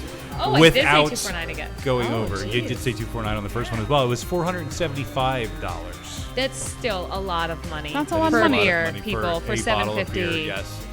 And continuing the uncomfortable parallels with Have the casual these- encounter sections of Craigslist, The posting for this bottle includes the insurance. Pictures always available upon request. Yeah, all right. What were you going to say? I'm sorry. Giggity, giggity. What were you going to say? Have these beers actually been sold? Have they been sold? No, they haven't been sold, or they wouldn't be listed. Do many Oh, I on this wonder why. website go for what they're listed, or I do we really know? did Like, not do bid on that them? much due diligence. I think you can, I think this is like the buy it now kind of thing on okay. eBay, or if nobody else. But I guess if you say I'll give you twice that much. Moving on to our next bottle of beer, which isn't free. This is a 22-ounce bottle of 2011 Three Floyds Baller Stout. It's a Russian Imperial Stout that was released for Three Floyds' 15th anniversary. It's a blend of Dark Lord, Surly Darkness, De Struis Black Alberts, and Mikkeller Beer Geek Brunch. This one has a 90 on Beer Advocate. It is the first to fall out of the world-class range into merely outstanding. But on Rate Beer, it has 100 overall, 96 in style. How much for a 22-ounce bottle of 2011 How do you blend all Baller? those different beers from different breweries? Are they each bringing like? They just went out and bought bottles and stuffed them together. They made their own label. I don't Like really. what? Yeah, I don't know. But that's what it is. Unless maybe those breweries came and brewed a batch of that beer at their brewery. I don't know, but there are companies in the U.S. that will blend beers from overseas, and they brew like a Belgian brewery will They brew a do. beer and send it What's here it? and blend Yeah, it. OEC. Yeah. Yeah. Maybe they just got like a wood barrel of something from each and like literally made. It was what was it? 5 different styles of beer? 4. It was 1, 2, 3, 4. Right. So it's 200 gallons of beer. Enough for a limited bottle run. That's crazy. It's enough for an episode of Beer I'm Busters. going to go with that's about 200 bottles to help you out. What of 200? That's just a guess. What do you think, Dan? Am I up first? Oh, You are up first. I had no idea. I was wondering why you were looking at me while you were saying that. I will say 5:30. 5:30. It's 5:30 somewhere, Steph. I don't know. I'm going lower for this one. All right. I'm going to say How low can you go? 100. 100? 900, she said. 9. No, I said 900. nine. So much 9, it's almost 10. I feel the same. I'm going lower. I just feel like I've heard less about Three Floyds in the past couple years. It's not as Cantillon. trade bait. It's not. It's not Cantillon. Not Cantillon. True. It's not Blabber. Blabber. 149. Blubber Sorry, yard. Steph. That's all right. 149. At least don't you think didn't say it's that much. 101. So, Thank No. you. finally, Laura, what do you think? I'm going to say 249. 249. 249. 249. Good Everyone is over. Wow. So we're going to start again. I was really. Bum, bum, ba-dum. Wow. You were right. It was low. That doesn't work. So, Dan, try again. What was the lowest? 100? The lowest was 100. 100. The lowest was 900. 75. Dan is saying 75. Steph, 59. 59. Natalie, $1. $1. $1. Oh, I swear. $2. You guys think you're so clever, but Steph Buttholes. is the closest because it was $65. Wow. Yes. And the seller makes it very clear that the price on this is firm. Do not email with offers. There is no lowballing that baller 65 price point. Did he use the word baller? No, that's my editorial. Edit. All right. So we have 2 more. So we're going to move back around to Steph on this one to go first. And this is a 2015 22-ounce bottle of Toppling Goliath's SR71 Blackbird.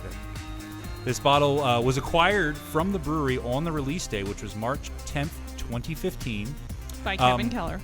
Like Kevin Keller, probably. This beer actually has an interesting origin. So it's an imperial stout aged in Pappy Van Winkle barrels, and it is in fact the same base beer and even the same batch of beer of another beer called Assassin, which was a barrel-aged version of Norseman's Wrath that was released in 2014. The only difference is that SR71 spent an additional year in the barrel, and they just labeled it as a different beer.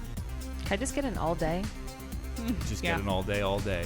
I'm going to say $50. All right, Steph is saying 50 beans. Natalie, what do you think? 129. 129. Laura. 101. 101. And finally, 130. 130, which makes you the closest without going I over. needed because one. the I needed answer is $1,099. What? Stop it. Yep.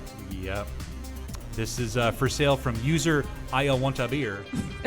Or my beer seller. I need a light. Sorry, that was really cut that out. That was really mean. I mean, I love beer, but holy crap! We need to. Yeah, that's. Well, hopefully he's not a listener. I stand by that statement. All right. Wow. So we're gonna move. That's a lot of money. It's a lot of money. But actually, to be fair, he's the one offering it for sale. The sad thing is the person who pays that for it. You know what? You're right. You're So- right. You're right. I wonder how much he originally bought that for. Not that much. $50. 50 Yeah, bucks. I was gonna say $50. 50 bucks. All right, so this is Or going. he could have just gotten a trade for like a he could case. have- Well, or he said something. no. He said in his posting he got it at the brewery the day it was released. So, What year was that one? of course, everything on the internet is true. That Yes. was 2015. 2015, yes. Getting close to getting too old, drinking. So this next one is a 2006, and Natalie's going to guess first on this one. This is vintage 2006 Anheuser-Busch Michelob Winter's Bourbon Cask Ale with a Budweiser pint glass. You know what? I actually drank that here. So 2006, I was 21. I came to the Hulmeville because I Googled to see who had Newcastle on tap because I returned home from studying abroad in England and I wanted Newcastle. The Hulmeville had it on tap. And then I came here and realized they actually sold other craft beers. Didn't know that because it's the Hulmeville. From, non-knowledgeable eye, Yeah. you wouldn't think that they carry craft here. And I was like, all right, because I had already known about craft beers and, brewed with my dad. So I got it. I was like, okay, I'll have my Newcastle, but they have a lot better stuff on. And I remember when they first got that in here, it had a snowman tap handle, and Jeff Lavin, the owner, who didn't come tonight, gave it to us and said, guess what it is? And we're like, I don't know. It's good. And he's like, it's Michelob Ultra Winter Bourbon Cask. And we're like, oh, no. Because it was pretty good. It tastes like toasted marshmallows and caramel malts and sweet things. And sweet. So how much would you pay for a 2006, I believe it's a can? It's a can. So No, how it's much not. they're With the paying pint me to glass. drink it? No, it's a bottle. But you also, I will remind you, you get You a get the pint Budweiser glass. pint glass. I need to know the description of the Budweiser pint glass. I need to know if it's the old label, the new label. Does it have the iguana on it? Does it have the Unfortunately, penguin? that I need to know information these was things. not available, 'Cause but that I'm- will change the price. I'm So assuming there's no it's nothing pictures. special. There's no Does it pictures have the of these Clydesdale bottles. horses Not on no, it? there's pictures of the bottles. There's no picture of the glass on See, the that's website. just It's shady. It's That- fucking yeah, that's shady. shady. I know. What are you gonna do? $79. $79. Well, Laura, I'm gonna go 55. 55. Dan, $43.72. 43. $1. 72. Steph, $1. You are the closest without going over because it is in fact $35. Oh, Even That that's too pint much. glass, that Budweiser pint glass. It's Oh my you don't see those gosh. every day. So that is the end of the game, and we're going to add up the points real quick here and see who the big winner is with 3 whole points. To my left, Steph coming in second place with 2 points is Natalie. Dan's got 1 point, and Laura, unfortunately, Yeah. latest to the I table. really thought it was the iguana glass. That's why I went higher. Yeah, no But points. Just ruined my day. No points. Zer. Go to patreon.com/beerbusters and become a patron like Wolfgang von Koltz and Yes. Victoria Miles. Yeah. So how many Cheers. people did we offend during that segment? Not enough. Probably about 7 billion. Less than we normally do on an average episode. So you're Okay. fine. Yeah, That's good. That's probably right. Just making sure. Yeah. Steph's got some paper ready, so let's. No. Your beers. No. Know your beers. All right, Steph, what do we got? So to prepare us for a beer we'll be tasting later in the show, a 112 IBU triple IPA. All right. Which we are tasting later, right? She's ignoring me. Yes, I am. I owned up to it. Devil Dancer. Yes. From Founders. We're going to talk about bitterness. I was recently reading Alpha Hop Soup, Figuring Bitterness by John Oliver in Brew Your Own magazine, and here's what you need to know. One of the simplest ways to accurately determine bitterness levels centers on the International Bitterness Unit, or the IBU. An IBU is defined as 1 milligram of isoalpha acid per liter of beer, which also equals 1 part per million. Most published guidelines quantify the appropriate bitterness for a particular style in terms of IBUs and can range from as low as 6 for a classic American Pilsner up to 60, or as we know, much, much higher for a more bitter beer like an IPA.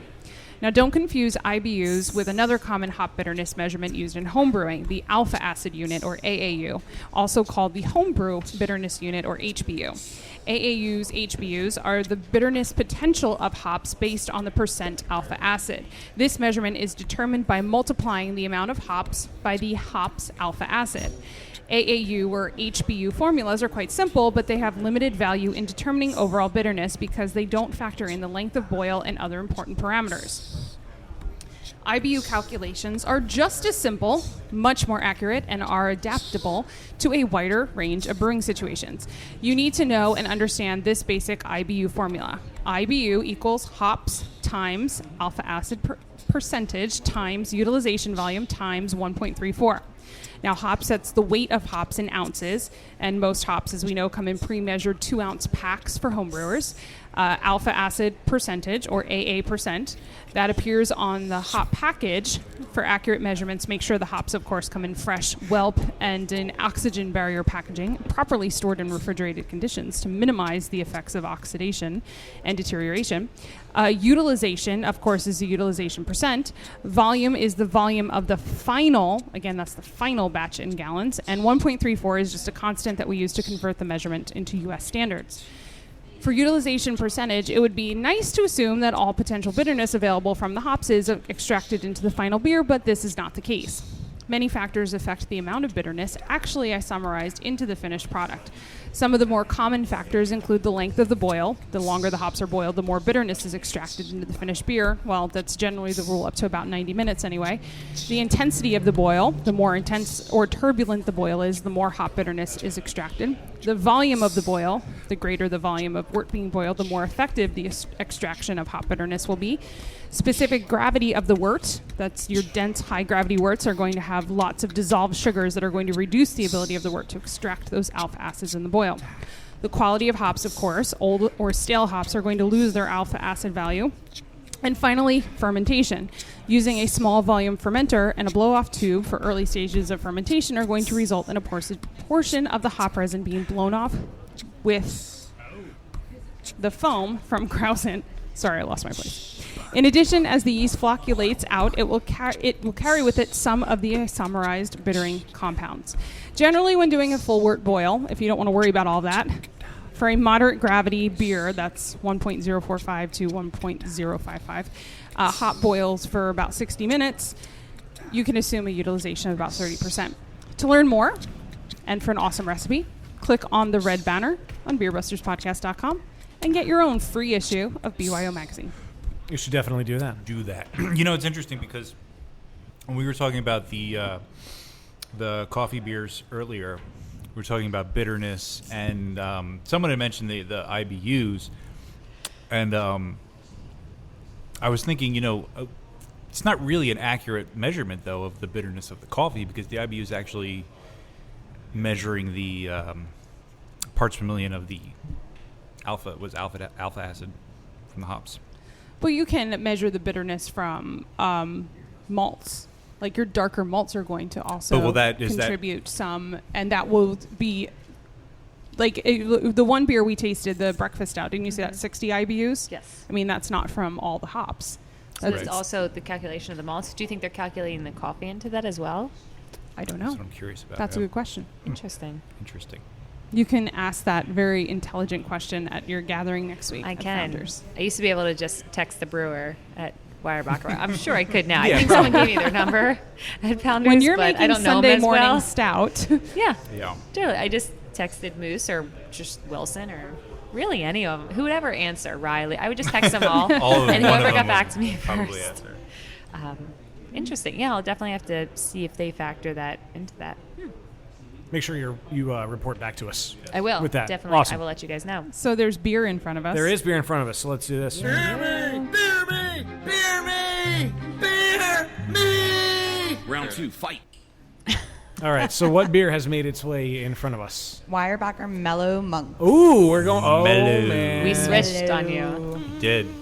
Oh, I saw Chill. this. I Netflix didn't and see it chill. on a shelf anywhere, but I saw a like a press release or an article or something about it, and I wanted to try it. Well, So good. thank you for bringing it. Oh, my pleasure. My pleasure. Yeah, it will be released in Jersey on Monday, and it's in PA right now. It's just released. So this is a was it triple? No, this is not triple. What am I saying? What is this? Well, it's Weyerbacher. That's a pretty good Yeah, I guess. know, right? Yeah. It's like, wait, I don't get it. They made something low. Yeah, really? It's a 4.5% session Mary Monks. Okay. So you definitely get the same flavor profile or similar flavor profile to it. You definitely get like the banana and the bubble gum. out of it. Absolutely. A little bit. That's a little like bit that's of the pear. first thing I got Yeah. out of it. It was it's so good. I think it is the easiest drinking Weyerbacher beer I may have ever had. Yeah, I'll second that. Yeah, you know what? And I love Weyerbacher's big beers. Like they're Yeah. big, high. Oh, they're Especially great. when you're drinking them like shots behind But the they bar gi- after this the gives tap room's you- closed, you know. This gives you the feeling of a big beer Without at only 4.5%. What's the ABV of Mary Monk's? 9.3. So it is. Oh my god. More than twice as much. Yeah. This is why this is mellow. You can. Yeah. You should do like mellow monks and chill. # Oh my god.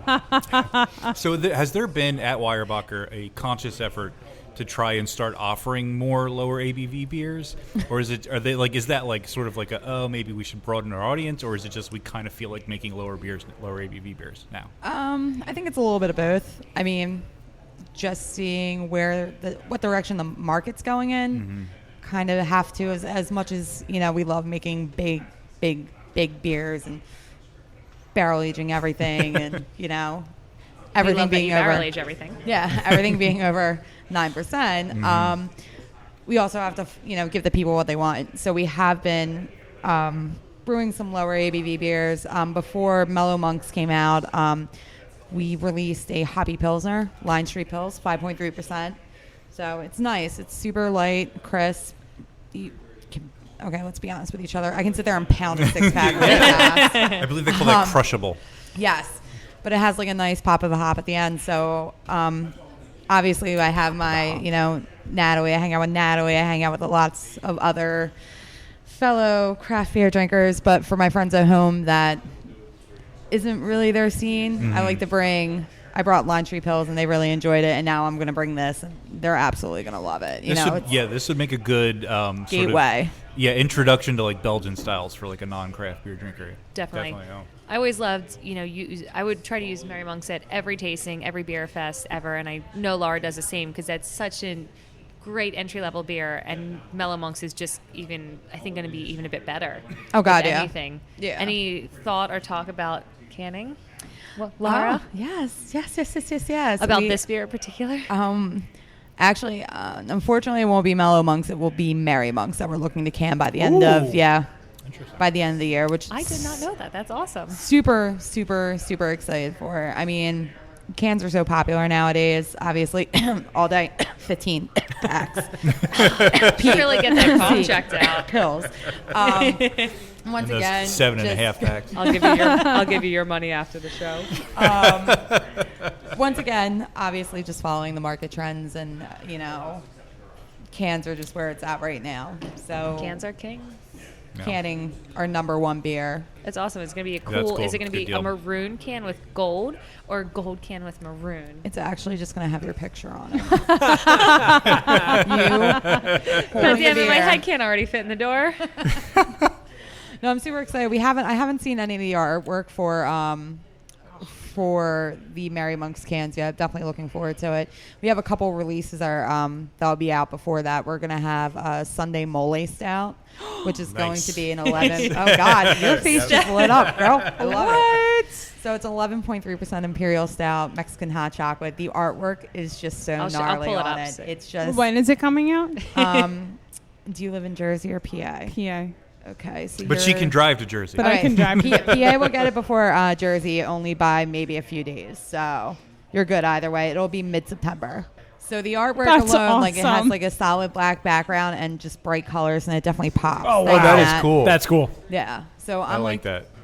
super. It's not. Go to you know, Weyerbacher's Facebook. The picture is posted. It's what would you describe him as? Like kind of like the I can't say it. Dia Dia de de los los Muertos. Muertos. Yeah. Or like a Ish. like a Mexican wrestler mask kind of Yeah. thing, or strong Mexican jester.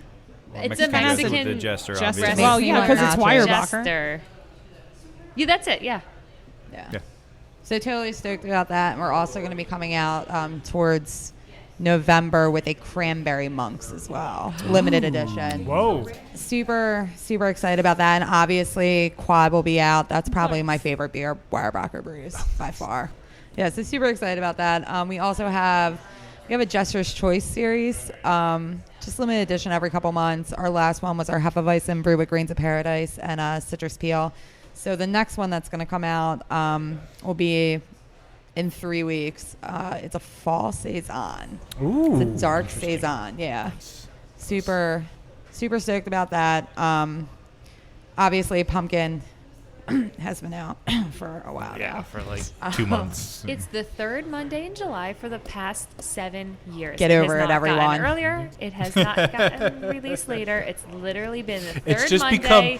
become cooler to It's make been fun the of it. Third Monday of July for the past 7 years. But you know what? I have some accounts that are sold out of it already. So Jeez. I know.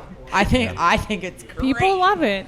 I just don't. Yeah, I can't do I don't pumpkin like it. before. I used to like pumpkin beers, and then something just happened, and I just don't like them anymore. See, I can still do pumpkin. I just can't do it if it's 100 degrees No, out. I Well, just this is don't the like whole pumpkin. thing. Last Monday or last Tuesday when it was 55 degrees at night, I had one already iced down. I'm like, tonight's the night. Yeah. Looking at the bottle. I love it. So I went outside.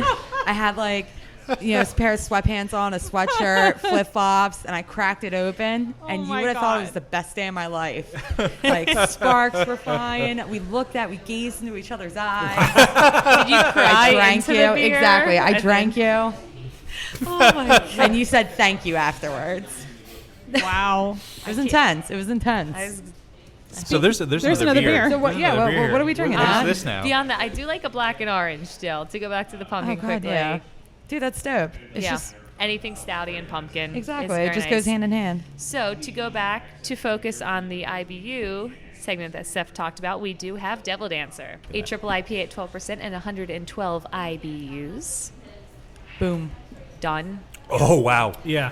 that is intense, but fruity. It is May I fruity. say it has that juicy? I poured you one, right? Okay. Yeah. The juicy, fresh pineapple juice finish. It does. It's yeah. literally like drinking pineapple juice from a can almost. With some bitterness in the beginning. Yeah, like some bitterness in the beginning. it's it not that, bad. like, just- I like it, but that first sip is like all Is of a it that sudden I'm just like, used to it? That Probably, it's really yeah. just not that bitter? I think I it's thought 'cause it it's was so bitter. Sweet to I finish didn't. it off. I didn't think it was. It wasn't. I thought it was raw. It wasn't and it was like aggressive. it was to me. It was like aggressive with claws. And Was then, it? Here's some pineapple. So- oh, okay, we're friends. In comparison to another triple IPA, Hopsalutely, which I think's way more sweet, less of like that East Coasty piney hop flavor and aroma, and compared to Dogfish 120, which I really think is almost like an American barley wine. It's not really a triple IPA. This is, I think that. Just putting it out there. I mean, I just it's an opinion. That No, it's a comment, right? She's not Oh, judging. this Yeah. Damn it! I went the wrong way. Judge-free I went the zone. wrong way. It's a comment that I think that it's more like an American barley wine 120, Okay. and it's boozy and hot, and I think you can still taste, I all the think hops. Laura's And, taking selfies right now. Sorry. I swear to God, I'm listening. She's yada yada yada. I'm judging everything right now. educational course. Everything tastes like a barley wine. Triple I. This is not a barley wine. You can clearly tell Hop. with a hot flavor and aroma, and the finishing Of pineapple the bitterness juice. of pineapple I'm juice. drinking a can in of the pineapple beer. juice when I go home. That's what I'm doing. Fruit cocktail. That's what I In a got. beer. I just think it's more balanced than most triple IPAs out there. Though, do I necessarily love a triple IPA? No. But it's less hot, less boozy than others out there. I really enjoy it. And even though this was bottled back on May 10th, when I had it on May 10th, it was even more hop forward than it is now, and it's still really hot forward. Yeah. So people want to age it, and it's, again, drink it now. We I think this one has a year date code on it, but we want you to drink it fresh. We want you to drink everything that, we send out as soon as you get it. Like I said, KBS has a year date code on it. We've aged it for you for a year already. Just drink it. So with the triple IPAs, and the balance of the malts in there, just making sure it's still Founders and being bold and being out there, but you don't have to choke it down. And it's not too syrupy like some other beers. Yeah. It's not too bitter. I don't know. I think it's really nice. Actually, I think with the 2 months on, I think I prefer it right now. 3 months on it. What do you guys think? I think it gets. I can stop talking. It gets easier with every sip. There you go. Is it less aggressive claw? It is less aggressive. Is it less it's aggressive? Good. Griffin I'm not claws? saying I didn't like it. Like that first sip was like, it was like a slap in the face, but like in a good way. Like ooh, hurt me so good. And then with that sweet like finish. Right. It's I don't know. I love hops. I love hoppy beers, and I generally like my hoppy beers without a lot of malt sweetness. That's why I really like Blithering Idiot because it's an English style barley wine and not an American style. I want my hops separate than my super malty beers. But I second that. This is great. Yeah, this is just well done. It really just tastes like straight pineapple juice now, and that's all I taste. It is super tropical. Is it? In a great way. Yep. It's also 12%. Yeah. Oh, wow. So I think we should, I know Jeff isn't here, but I still think we should take a moment to talk about the Hulmeville. Hulmeville. I read on the website that they go through an average of 575 unique kegs a year here. Yes. That's just insane. That's not counting any double of anything. If it's 2 all days, he doesn't count the second all day. So it is almost 600. It's well over that number if you're counting. There's only 2 light beers on tap, Miller Lite and Lager, which Lager's not technically light, but Guinness hasn't been on since St. Patrick's Day. Probably going to go back on for a bit, but there's a steady cider line, steady Allagash white line, just Lager and Miller Lite. Everything else that you can get your light beers in bottles. If you want to come in, you can get your mixes, but everything else is all craft, hand pump. It's amazing. If you sign up for his email list, you just go on the website and you sign up for the Just Tapped email list, you can see it's almost every other day he's tapping anywhere from 1 to 4 beers. Wow. Nice. And he's one of the bars that gets Tired Hands, Soul now, for, brewing out of Susquehanna Brewing Company, and just still ripping through beers, which is absolutely amazing. I think I credit it to his choices that he makes of what he puts on tap. He, everyone's into local and he carries a ton of local beers, but he also doesn't forget the amazing regional and international breweries that are out there. And he'll put on a great Belgian. He had on Quack the other day, and he just had on Stone Citrusy Wit and the Enjoy By because, again, local is amazing and regional is amazing and international is great. So let's not forget about everything. Right. So he tries to keep a really good balance of what's on. And then he just has fun with it. He doesn't go out of the price, out of the ballpark with pricing, and just kicks ass and really enjoys it. I think it's definitely to manage something like that evenly. He's a good businessman, great owner, and just loves beer. He wants to drink it as well, so he's looking for the best stuff out there. How long has the Hulmeville Inn been in existence, and how long has it been? And you may have no idea. And I'm asking this question before for Jeff. Prohibition.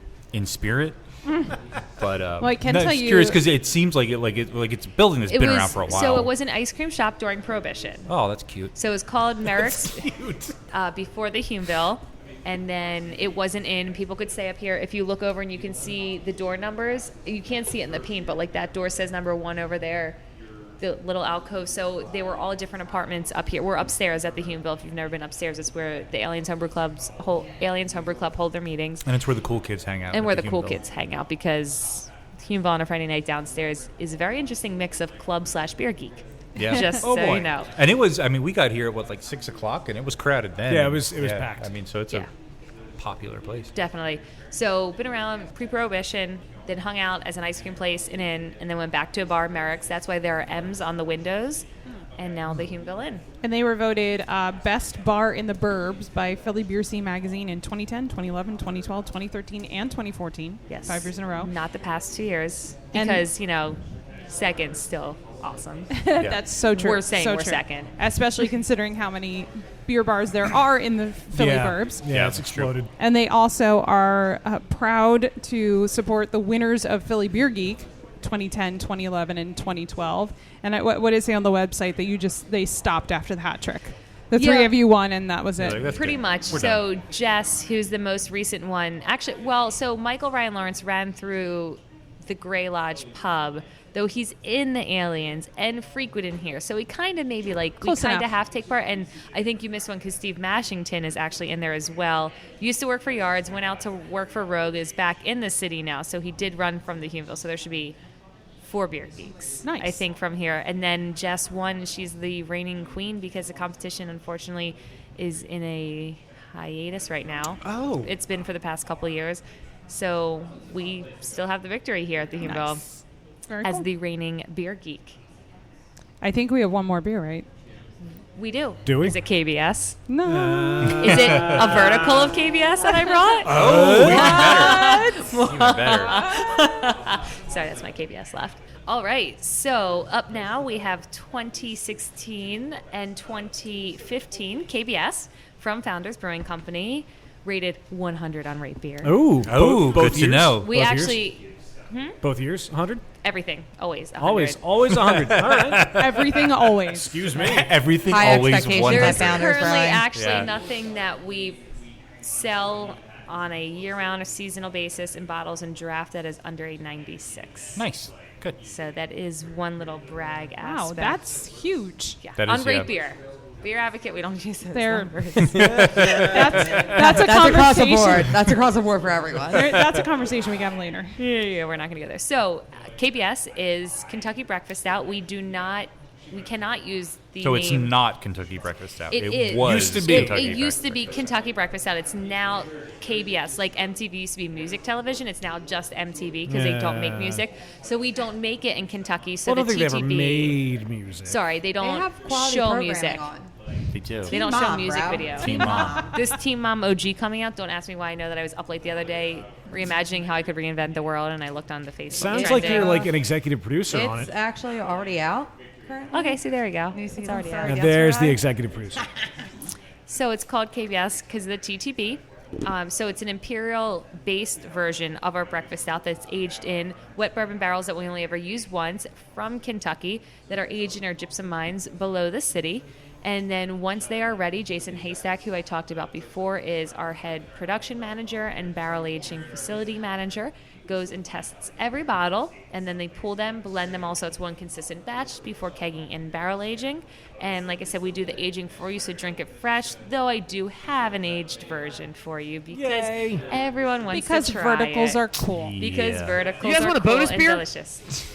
Nice. So, we got lucky, and it was right on top, so got to pull the 15 today. Yay. So go ahead and give that a swirl. All right. And 2015's is 11.2%, 2016's is 12.4%. So the base beer is not always exactly the same, and the aging doesn't necessarily vary it that high in the degree, but it does change a bit more in a year than it does in a few months, which some other breweries bourbon barrel aged beer. It depends what you're looking for. If you just want fresh bourbon flavor and not a bit of that oxidized, you only age for 6 to 8 weeks, and that's great. And then if you're looking for a specific flavor, you're aging for a year. We were going for the year flavor, so that's why ours are aged that long. Like you knew what I was going to ask or something. I mean, there's no wrong way. I mean, there are some wrong ways, and some brewmasters will think that, and cellar.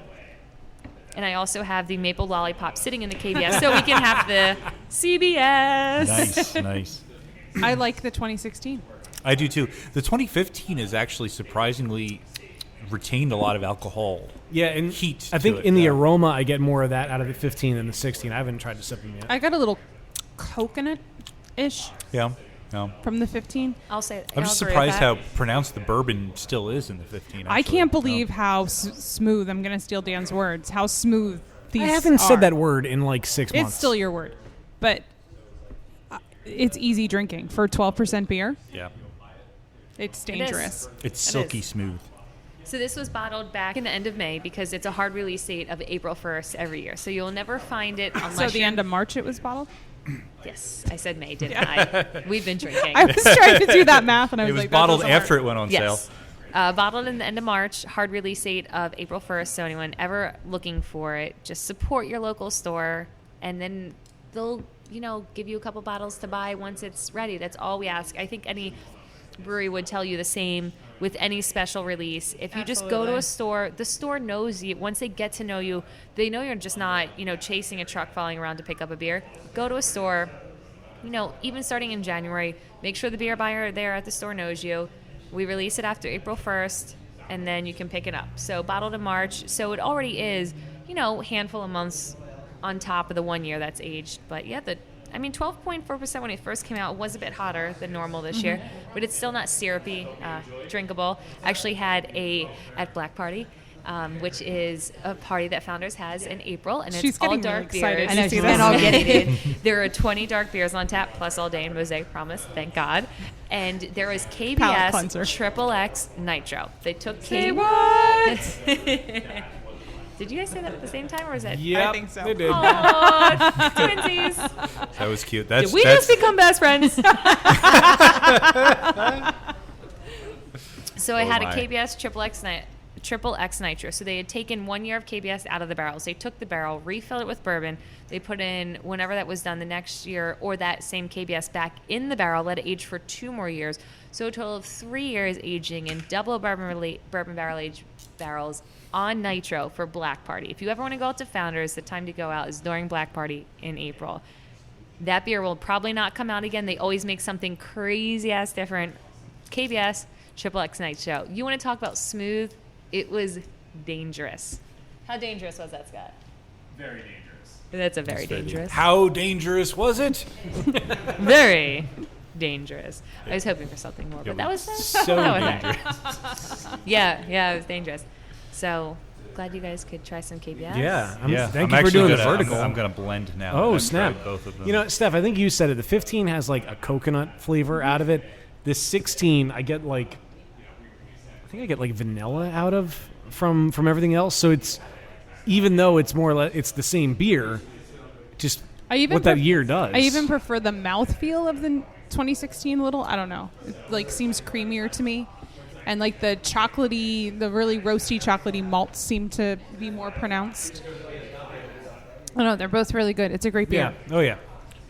But now we're going to try it infused with maple syrup lollipop. So this is Yeah, which one is this? CBS. But This which is- year is this? Lollipop. CBS. Is it Oh. 16 or 15? Can Or you you hear don't the remember. It doesn't matter. It's I a don't mystery. remember. Am I supposed to not The finish world will one? You never guys know. have to share that. No, you I'm guys gonna have to say share it. that. Okay, that's fine. I'm going to say it's 16 because it has the head. That's pretty good. The head really is good. That's really good, It dude. added, yeah.